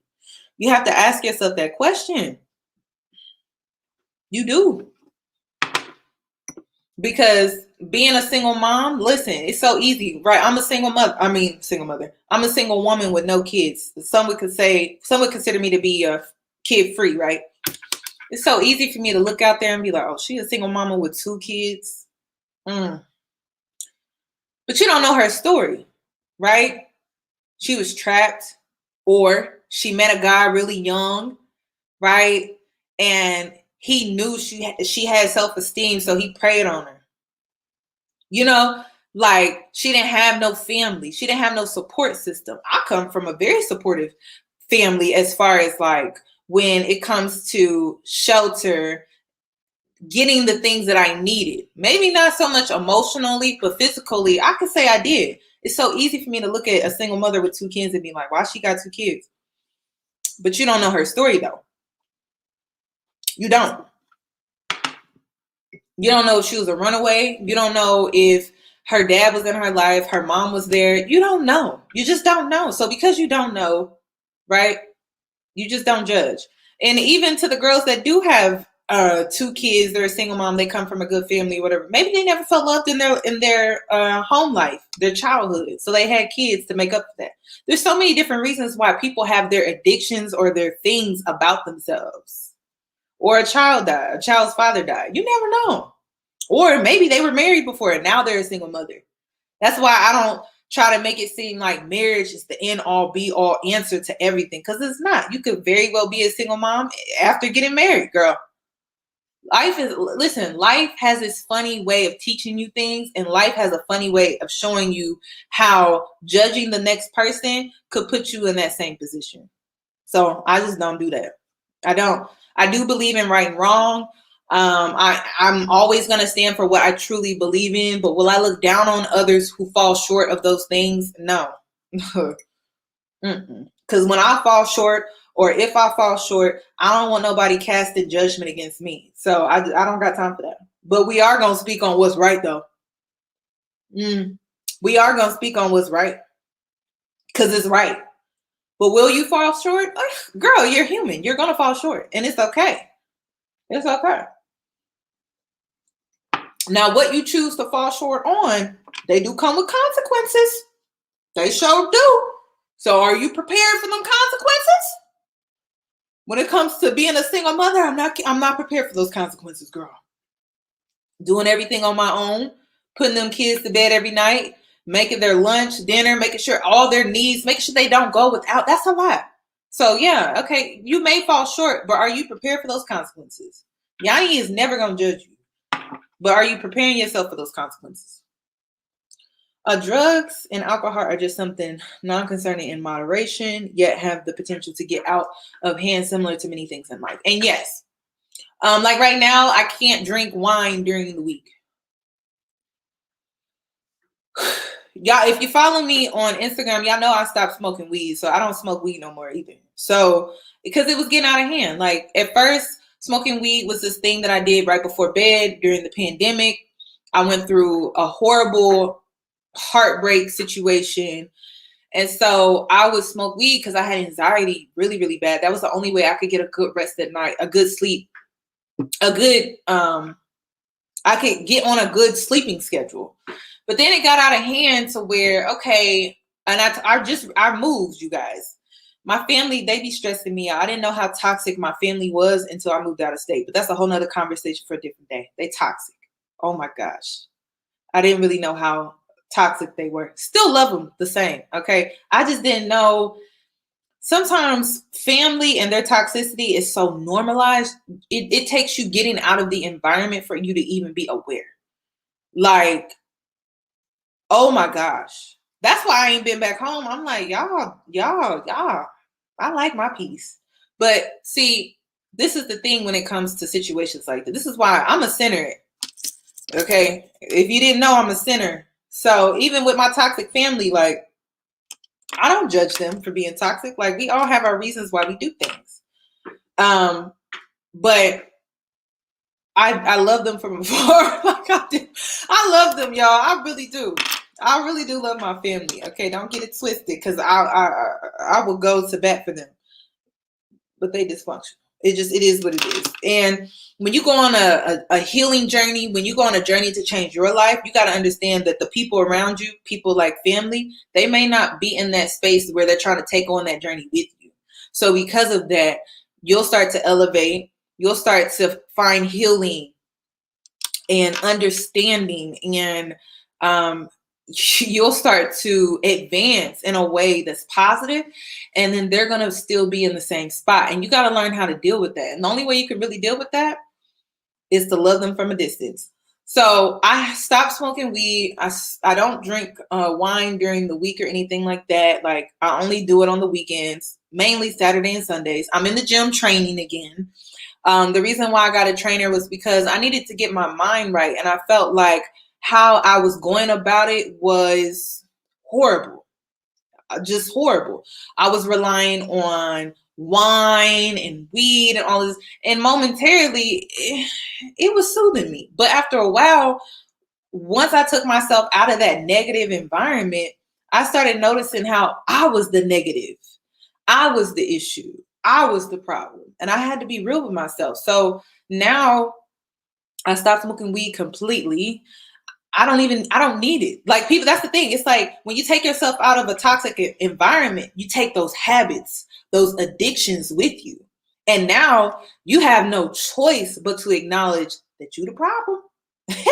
You the problem. You can't look to your left. You can't look to your right. You can't look at nobody but yourself. And you really got to look in the mirror like, wow, I can't blame nobody. Because my excuse was, oh, my family be stressing me out. My excuse was, oh, my heart break. This man broke my heart. You know, I had an excuse. And it got so ridiculous to the point where it was like, girl, you live in an apartment by yourself. Okay. Ain't nobody calling you, telling you to do this. Can you do this? Can you do me a favor? Can you do this? Like, you have no excuse. Like, it's you. And I had to get real with myself, y'all. So, like, when you see me in the gym, like so many people think it's for vanity reasons. Like, no, I have to get my mind right. I'm trying to get my mind right because my mind has been off since the pandemic happened. My mind has been off since it's been off for a while. So like me getting in the gym is bigger than vanity. Like it's getting my mind right. Like it's getting me back in that mode of me transitioning or trying to transform myself into my best self. And I can't do that with these addictions. I can't do that with all the things that I had developed in the toxic environment, like self-doubt, self-negative talk, anxiety, just all these bad things because I had developed them in that toxic environment, being around a family that they're more pessimistic, they're not optimistic. So because of that kind of rubs off on you. Like, can you really do this? Can you? And when you take yourself out of that, you start to realize that, yeah, I can be all of these things that I dream of, but I can't be with the addictions and the horrible habits that I created while being in that environment. And listen, y'all, I don't have a negative outlook on weed. I don't have a negative outlook on wine.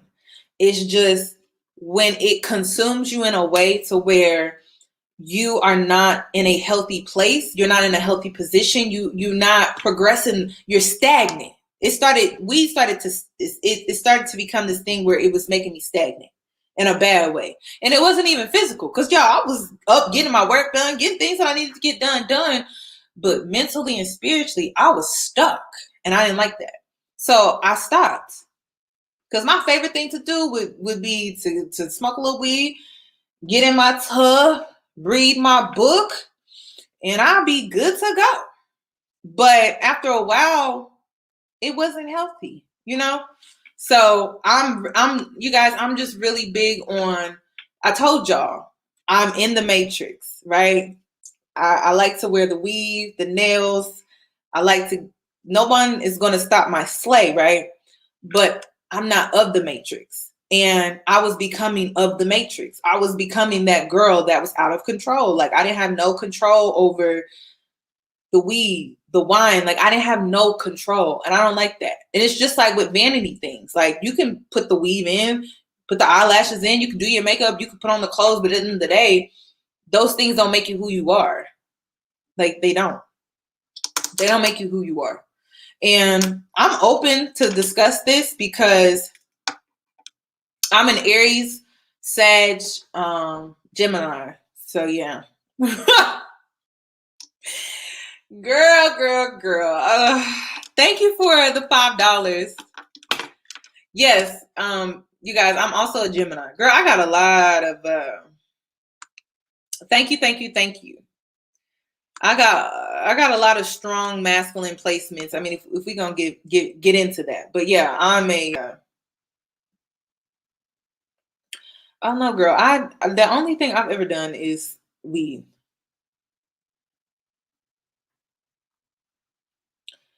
Those are listen. That's another thing. If we're gonna speak on zodiac, I mean that's fine. I mean, I'm into zodiac, astrology. I'm into all of that stuff, honestly. I stargaze. I moon. I go out under the full moon, and I will, just like you can sit out in the sun, you can sit out under the moon. I do both. So I'm into all of that. But I don't judge. Like, I don't stereotype people off of their zodiac though, because the reality is majority of us make up majority of the 12 signs, so it just doesn't make sense. So I know I come on here and I joke with you guys and I talk ish about certain signs and stuff like that, but 9 times out of 10, that sign is probably somewhere in my chart. So yeah. Basically, I had traded in listen, you guys gotta watch out for this, because my therapist told me this. I traded in codependency on a man for weed and wine. Yes, ma'am. So now I am codependent on self. And I feel great. So yeah. So when I was going through my little heartbreak situation, then the pandemic stress, all my codependency was on weed and wine. Now it's strictly on self. And again, I don't look at weed as negative as long as you're not abusing it. And I was abusing it. I don't look at wine as negative as long as you're not abusing it. Yeah, I'm codependent on self. I'm back on being codependent on self. I kind of lost myself there for a sec. And listen, I think I said this earlier in this live. It's okay if you lose yourself, but you got to find yourself again too. You can't just lose yourself and stay lost. So at some point, this is what my daddy used to tell me. At some point, you're going to go down a certain path, right? Or no, he used to say, you're going to go down a certain road and then you're going to realize how you're going to have to turn around. You're going to have to make that U-turn because you keep going down that same road. It's not leading to nowhere good, girl. So you're going to have to go ahead and make that little U-turn and come on back. So that's basically what I did. My dad used to say that all the time. He like, you down the wrong road. I'm an Aries. I'm an Aries sun, y'all. Andrew, you're like, what is your zodiac? What is your birth zodiac? Aries sun. But you guys, it's more than just the Aries placement that you got to be worried about. If I have a lot of Capricorns on here, hey sis, block queens of the zodiac. Yeah, I have 2 placements of Capricorn. So if you're a Capricorn, hey, how you doing? Also Aries, not Aries. Aries, I have double Aries placement in my chart. Sag, I have Scorpio. I have a lot of that. I lost myself during the pandemic. Girl, I think a lot of us did. Okay, whenever I be having my sessions with my girls, that's what I call them, my girls. A lot of us lost ourselves in the pandemic, and that's fine. You got to find your way again, though. You got to, first of all, this is the perfect time to rebirth yourself, because I'm going through a rebirth. Okay, so don't be alarmed. If you see me out here acting brand new, don't be alarmed. Don't call the cops, because I'm out here going through a rebirth, huh? And listen, childbirth is, girl, it's a journey. Okay, it takes time. It's not going to happen overnight. When you give birth to a child, it takes 10 months? So it's going to take time, but it's going to be worth it. That baby is worth it once that baby comes. So it's the same thing. I'm going through a rebirth. Like I said, don't be alarmed. Don't call the cops. But yeah, I'm going through a rebirth. If you see me out here acting brand new, that's why. Never realized I became a low-key alcoholic, but I learned a lot from it and radically changed my habits for the better. That is great. And listen, a lot of people picked up addictions in the pandemic. They're not going to act like they did, but they did. Some of them picked up shopping addictions. Girl, I just got a handle on that. What is going on? When I tell you I picked up a shopping addiction, girl, I done went through every addiction that there is, I think, at this point. So I just got a handle on that. Girl, listen, the reason why I'm sharing my story, don't feel like you alone. And if you're out here isolating yourself, don't do that either. It's okay. We're gonna be all right. Honestly, I'm trying to have my first video up next week for my spiritual tier. And then that's another thing. I gotta get on there and create a tier where you can subscribe to both spiritual content and black everything content, basically like entertainment content. I just haven't made that tier yet. So I see a lot of y'all switching between spiritual and the regular everything black tier. But honestly, it's because I didn't know. I thought you would be able to subscribe to both, but the way Patreon is set up, you have to subscribe to one or the other. So I'm gonna have my assistant create that. So if you're interested in both, then she'll make a tier where you can subscribe to both tiers if you're interested in that. What do I think about intuition? Intuition is major, y'all. It is huge. And I noticed that, listen, when you have addictions like weed and alcohol or whatever addictions that you may have, because we all have them, addictions, food addictions are addictions. They can alter your intuition. This is why you have to be codependent on self. You have to be self-reliant on self. You can't be reliant on others, because if you are, it's going to compromise your intuition.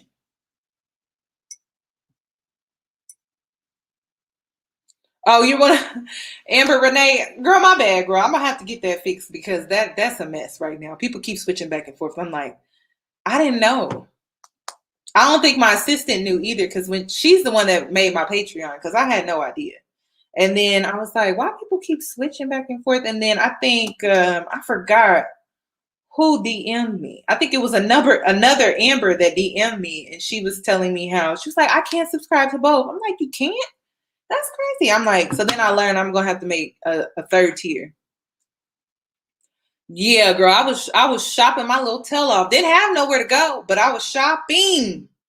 I was shopping, and I kind of did it that after I came back from my vacation. That was something I really like. I had to delete all the apps off my phone. It was that bad, because I would just be like, I'd be like, girl, I'm just gonna throw it in the cart. You know how we used to do. I'm gonna throw it in the cart. Girl, I started buying this stuff. I'm over here like,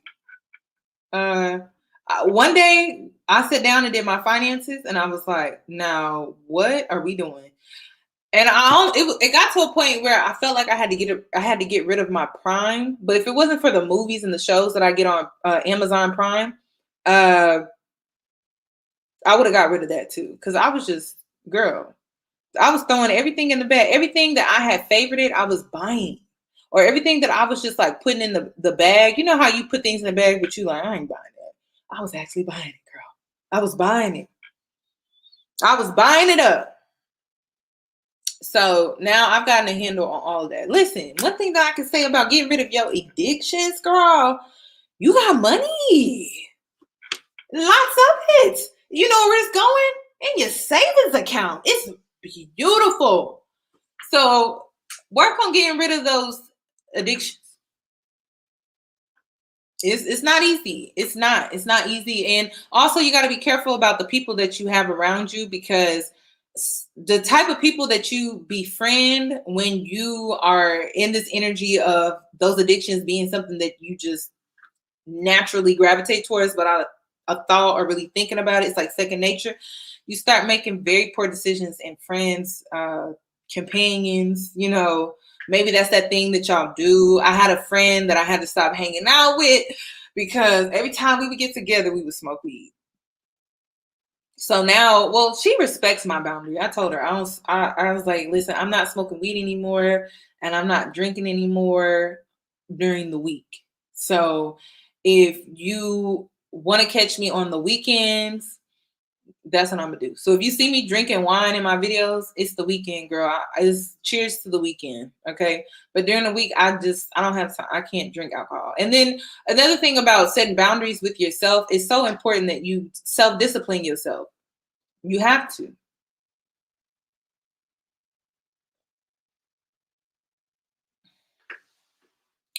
Hold on, I'm gonna do a mentorship with you, but I am not good. I speak at speaking English well, so I'm afraid to do it.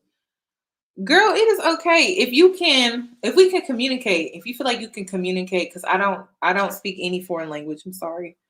Um, but if you feel like you can communicate with me, at least get your needs or your issues across to me. Like I don't see anything wrong with that. To be a mother is to be a boss. Girl, say that. That's true. Because that's a lot. Yeah, on the weekends, and really it's just Saturdays and Sundays. If I go out Friday, then I will. But like I'm really cutting back on the alcohol because I'm in the gym. And one thing about Yoni being in the gym, I'm not in there to waste my time. So because of that, girl, you will not see me drink during the week. I'm sorry, it's just not gonna happen. You're gonna have to catch me on a Saturday, Friday night, maybe Saturday or Sunday. And then even on Sunday, it's gonna be light because that's one thing I can't stand. I used to have gym partners, and they would want to work out and then go eat, and eat Chinese or get a pizza. It's like, girl, I didn't just die and sweat and nearly lose my life in the gym just to go eat it back. Like we not. I can't. No. One thing about Yanni, if I'm in that gym, it is strict. It is strict because one thing I hate doing is wasting my time.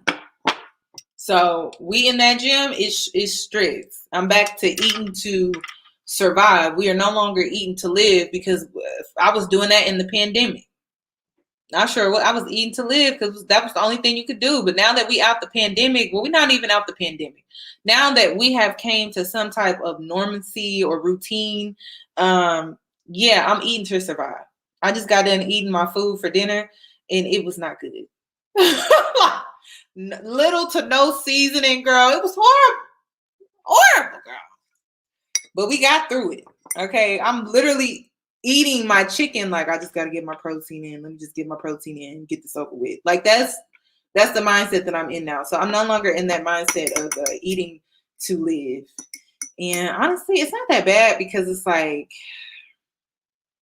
I felt like I was getting back into that habit of food becoming an addiction. Listen, if you are fighting addictions because of the pandemic, I don't care if it's food, weed, alcohol, sex.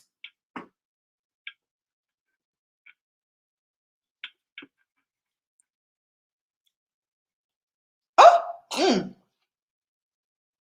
I said sex. Uh-huh. I'm talking about a few of you. I know I'm talking about a few of you. Okay. Now, luckily, I didn't go through that. I didn't go through the sex addiction, but girl, I went through every other addiction.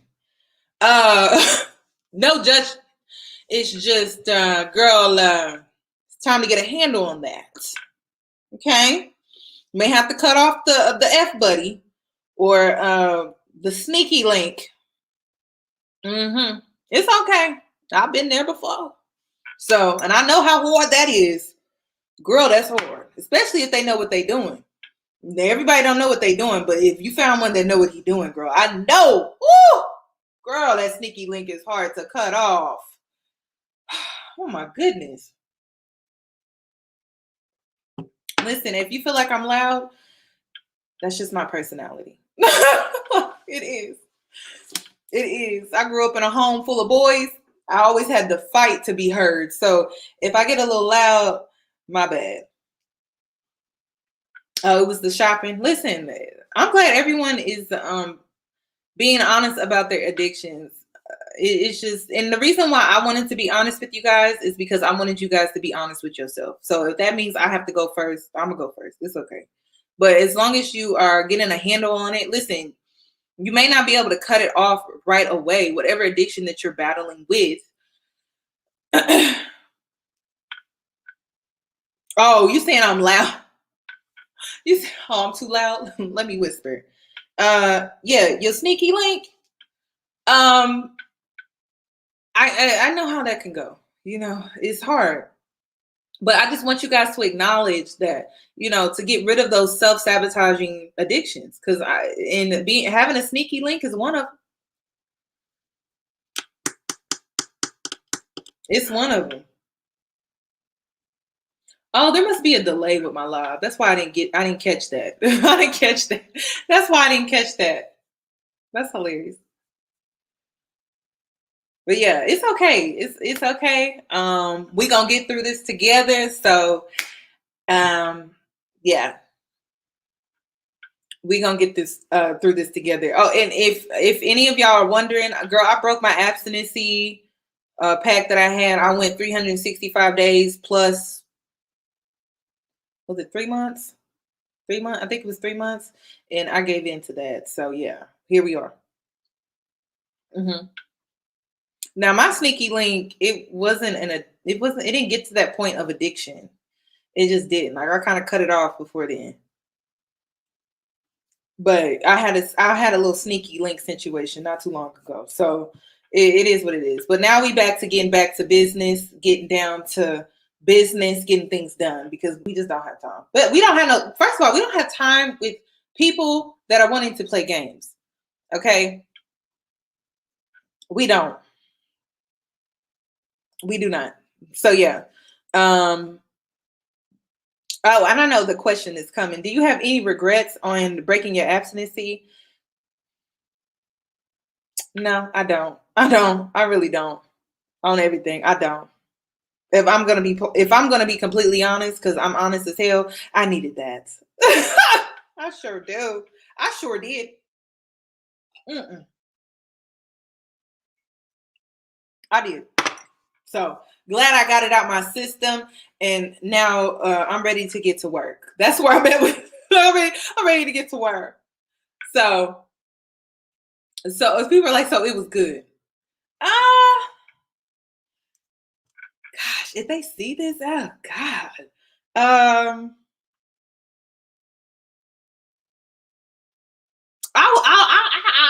gonna say this because I don't like giving men too much credit. You know, when you give them too much credit, then they start acting funny, and it's just like, ugh.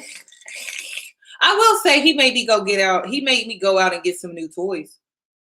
Now that I'm back to being by myself, yeah, he made me go out and get some new toys. Yeah, he did. I'll say that. He made me go out and get some toys, some upgraded toys, because the toys I had were outdated, girl. They had dust on it. They were raggedy. They were falling apart. I had to go get some new toys. So yeah, it was worth that. But was it good? I mean, it could have been better. I'm gonna always say it could. Listen, I'm gonna always be like, it could have been better. I'm gonna say that. So here we are. Right, like it's a sneaky link for a reason. But one thing I can say about sneaky links, they will throw you off your game. They will throw you off your game. So you gotta be careful with that. And I started to notice that. I started to notice how I was just slipping into a horrible routine. I was a mess. So I had to cut off the sneaky link. Like, I'm not gonna say I didn't enjoy myself, but um my summer is listen, hot girl summer is over with. Gotta wrap it up. Okay. It's already September. I cut off my sneaky link in the beginning of August, or the second week, or yeah, the second week in August. So if you still hold on to your sneaky link, girl, it's time to wrap that up. Okay. Uh what about cuffing season? Listen, cuffing season for me this year is gonna be grind season. Focusing on myself season, transforming myself season, bettering myself season, because I don't got time.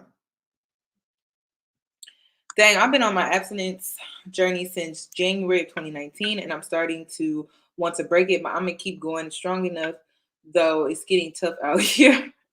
Well, thank you, Twisted Integrity. Oh, I like that. Thank you for the $10. But listen, I lived in the moment and I have no regrets. Now, did I live in the moment in a way to where I wasn't being safe or smart? No, but I lived in the moment. So I let it happen. And I have no regrets for that. But just do what you feel is best for you. For real. That's all I can say.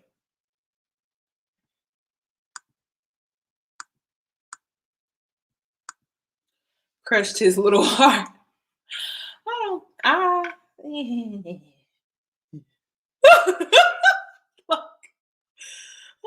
Yeah, I'm in a level up season. I don't got time for that. Okay, he was slowing me down. So I had to let that go. And listen, if your sneaky link is slowing you down, you find yourself starting to cuddle and all that, it's time to cut that off, girl. That ain't a relationship.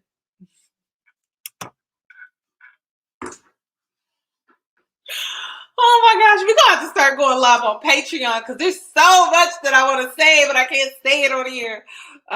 Once I figure out how to go live through my Patreon, y'all make sure y'all check me out because y'all start to cuddling and rubbing each other down after y'all already done got it in. It's time to cut that off, okay? You cuddle with all the sneaky, that's dangerous territory. Listen, when I start to cuddle with you, it's not good. Not when we're in this casual space. It's not when it's a lot. So I know me. Not every woman is gonna be like me though. I know plenty of women out here. They ruthless. They are ruthless. Like they just be like, I'm good. You need me to call your Uber? I mean, they get the Uber for them and everything. Girl, I'm the total opposite. So I start to cuddle with you. It's time to cut this off. So you may be the type of woman where you got to cut off your sneaky link because you know you, and when you start to cuddle, that's my sign. Your sign may be something different. I don't know. But when I find myself crawling up to them afterwards, ooh, girl, that's not a good look. So that's when I know I gotta cut that off. Friends with benefits, whatever. I would rather you guys have sneaky links, one, or a friends with benefits, one, but I don't promote promiscuous behavior, because I'm not trying to be on the other end of promiscuous behavior. I'm not trying to be a wife dealing with promiscuous behavior. So I don't really promote that. I promote two single people coming to an alliance to get them through a hard time or a tough time and breaking it off because it's getting to that point where it's no longer casual and it was meant to be casual, unless you guys can agree to move forward in a more formal direction. But if you guys don't come to that agreement, it's time to cut it off. How does a sneaky link hold you back? That is a very good question. Just throwing you off your routine. Like I started noticing how I was waking up later, how I was hitting, and 1 minute I was in the gym, girl, the next minute I wasn't. But then also I gave myself a little grace because I'm the type of person where I'm like, I'm always on point, and it was just like, it's okay to use this summer not to be on point. So I gave myself that space to just have a little fun, let my hair down and not be so uptight. And now I'm back to being uptight. So y'all just gonna have to deal with that.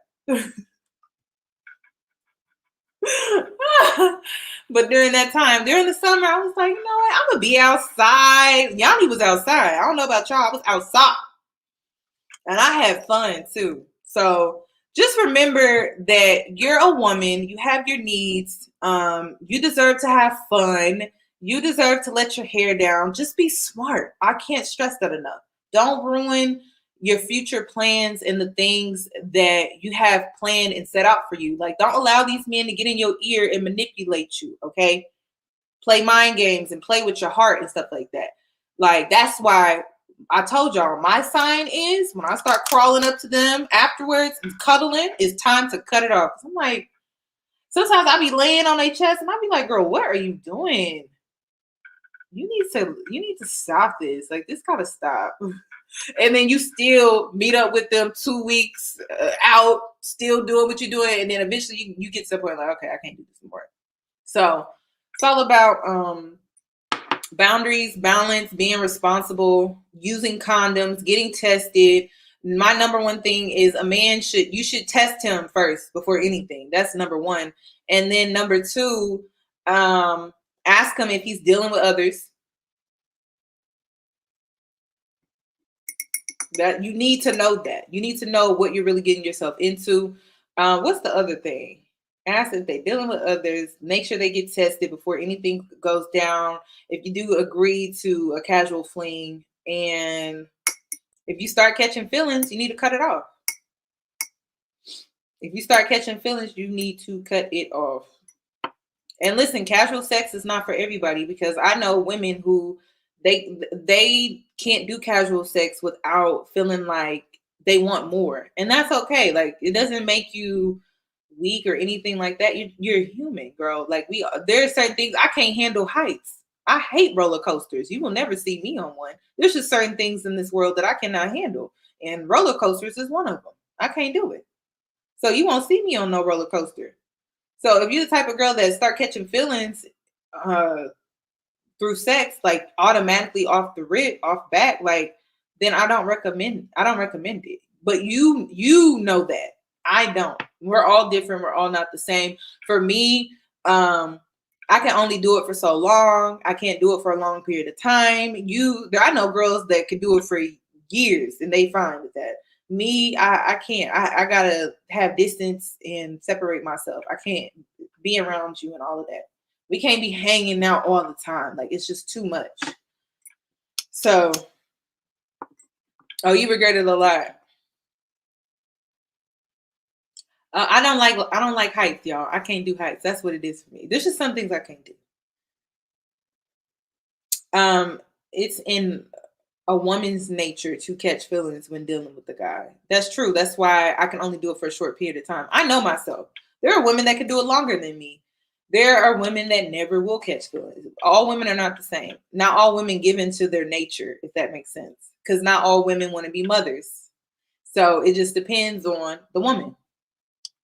People don't like it when I talk like this because they feel like I be straddling the fence, but it's just the reality. We're not all the same, y'all. I know we live in a world where they all want us to be, I'll say they want us to all be the same, but we just not. We're not all the same. Like, we all have different emotions, personalities, wants, experiences, perspectives, trauma, understanding. Like, we are just different, and that's okay.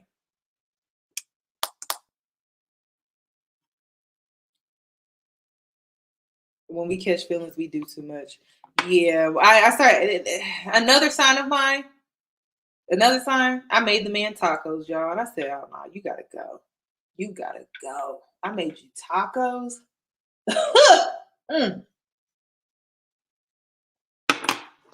So, yeah, it's I got my triggers, or I got my signs. Find out what your signs are.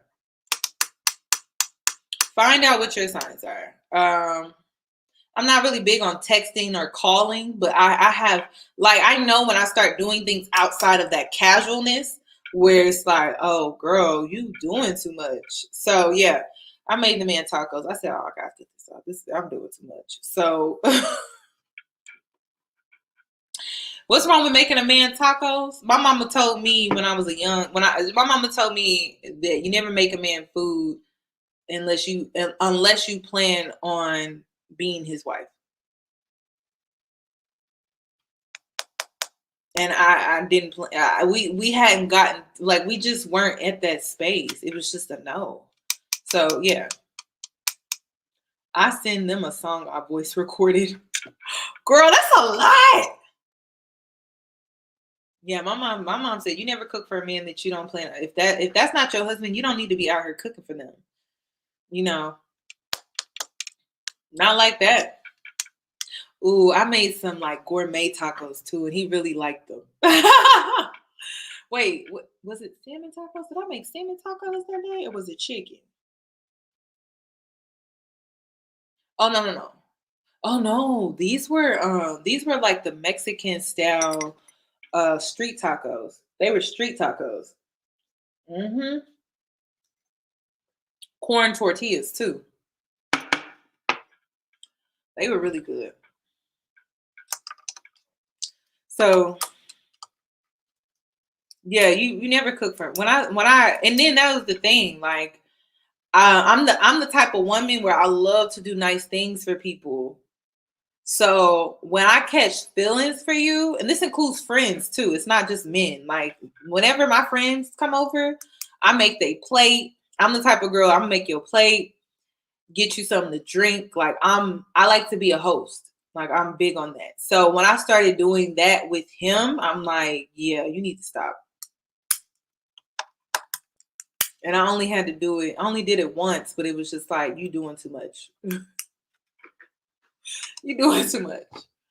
So I don't know. I'm just that type of girl. Like, even when I go visit my best friend and I stay with her and live with her for like a month in LA, I'm cooking her dinner. I'm doing her laundry. She allowed me to stay there for free. I'm really big on that. So like, I make sure I clean up before she get home, have her dinner ready. I'm that type of person. So, and I make her food, her plate, and I serve her meal. I just like making people feel comfortable. I don't know. I'm just weird like that. I wrote a poem or something and read it to him, and I in line and said it wasn't about him. That's how I know I needed to fall back. Oh, oh my God. Y'all making me feel so much better. I don't know if that's a good thing or a bad thing, but thank you for sharing your stories. Oh my God. Yeah. My sign, my two signs is when I cuddle, I'm like, he got you. or I done made the man some food. Not good. Not good. Yeah, you needed to fall back. I never went that far as making poetry, but I'm not gonna say it's something I would never do.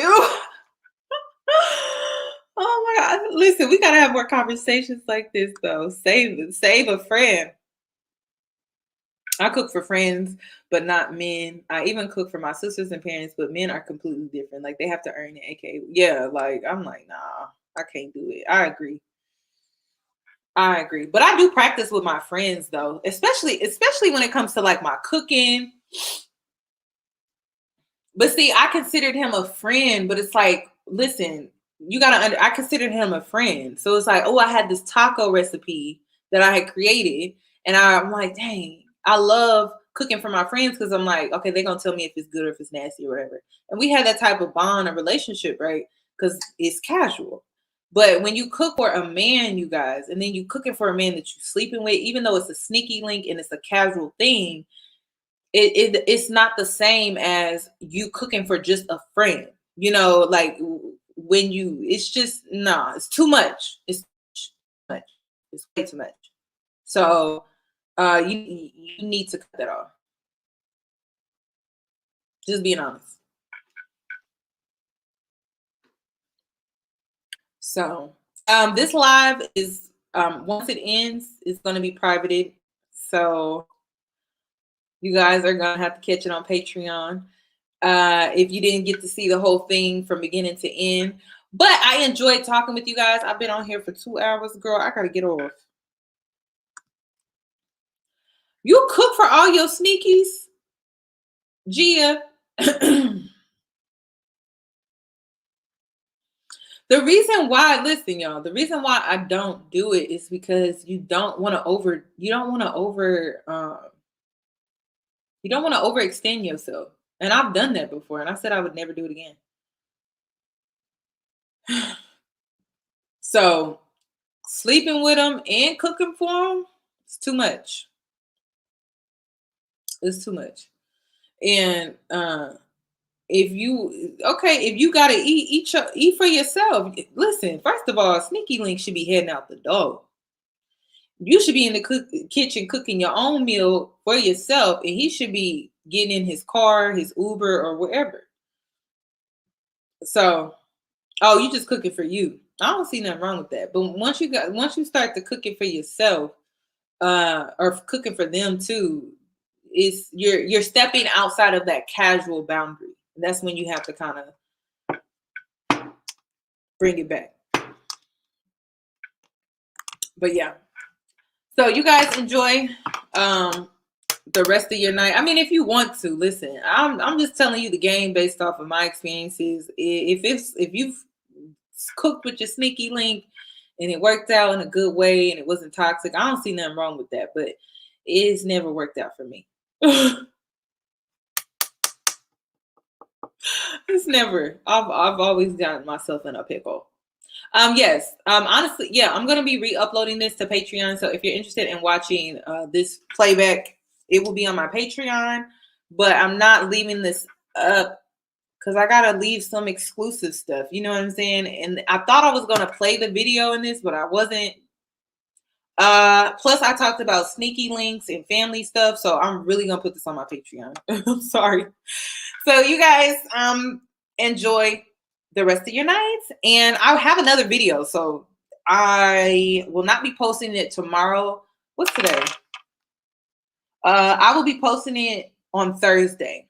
You guys should get a new reaction video, but this will be on my Patreon. So, oh my God. So I will see you guys later. You guys have a fabulous night. I enjoyed talking with you guys. We will be doing this more often, so be prepared. And I will see you guys very, very soon, hopefully on Thursday. Bye, guys.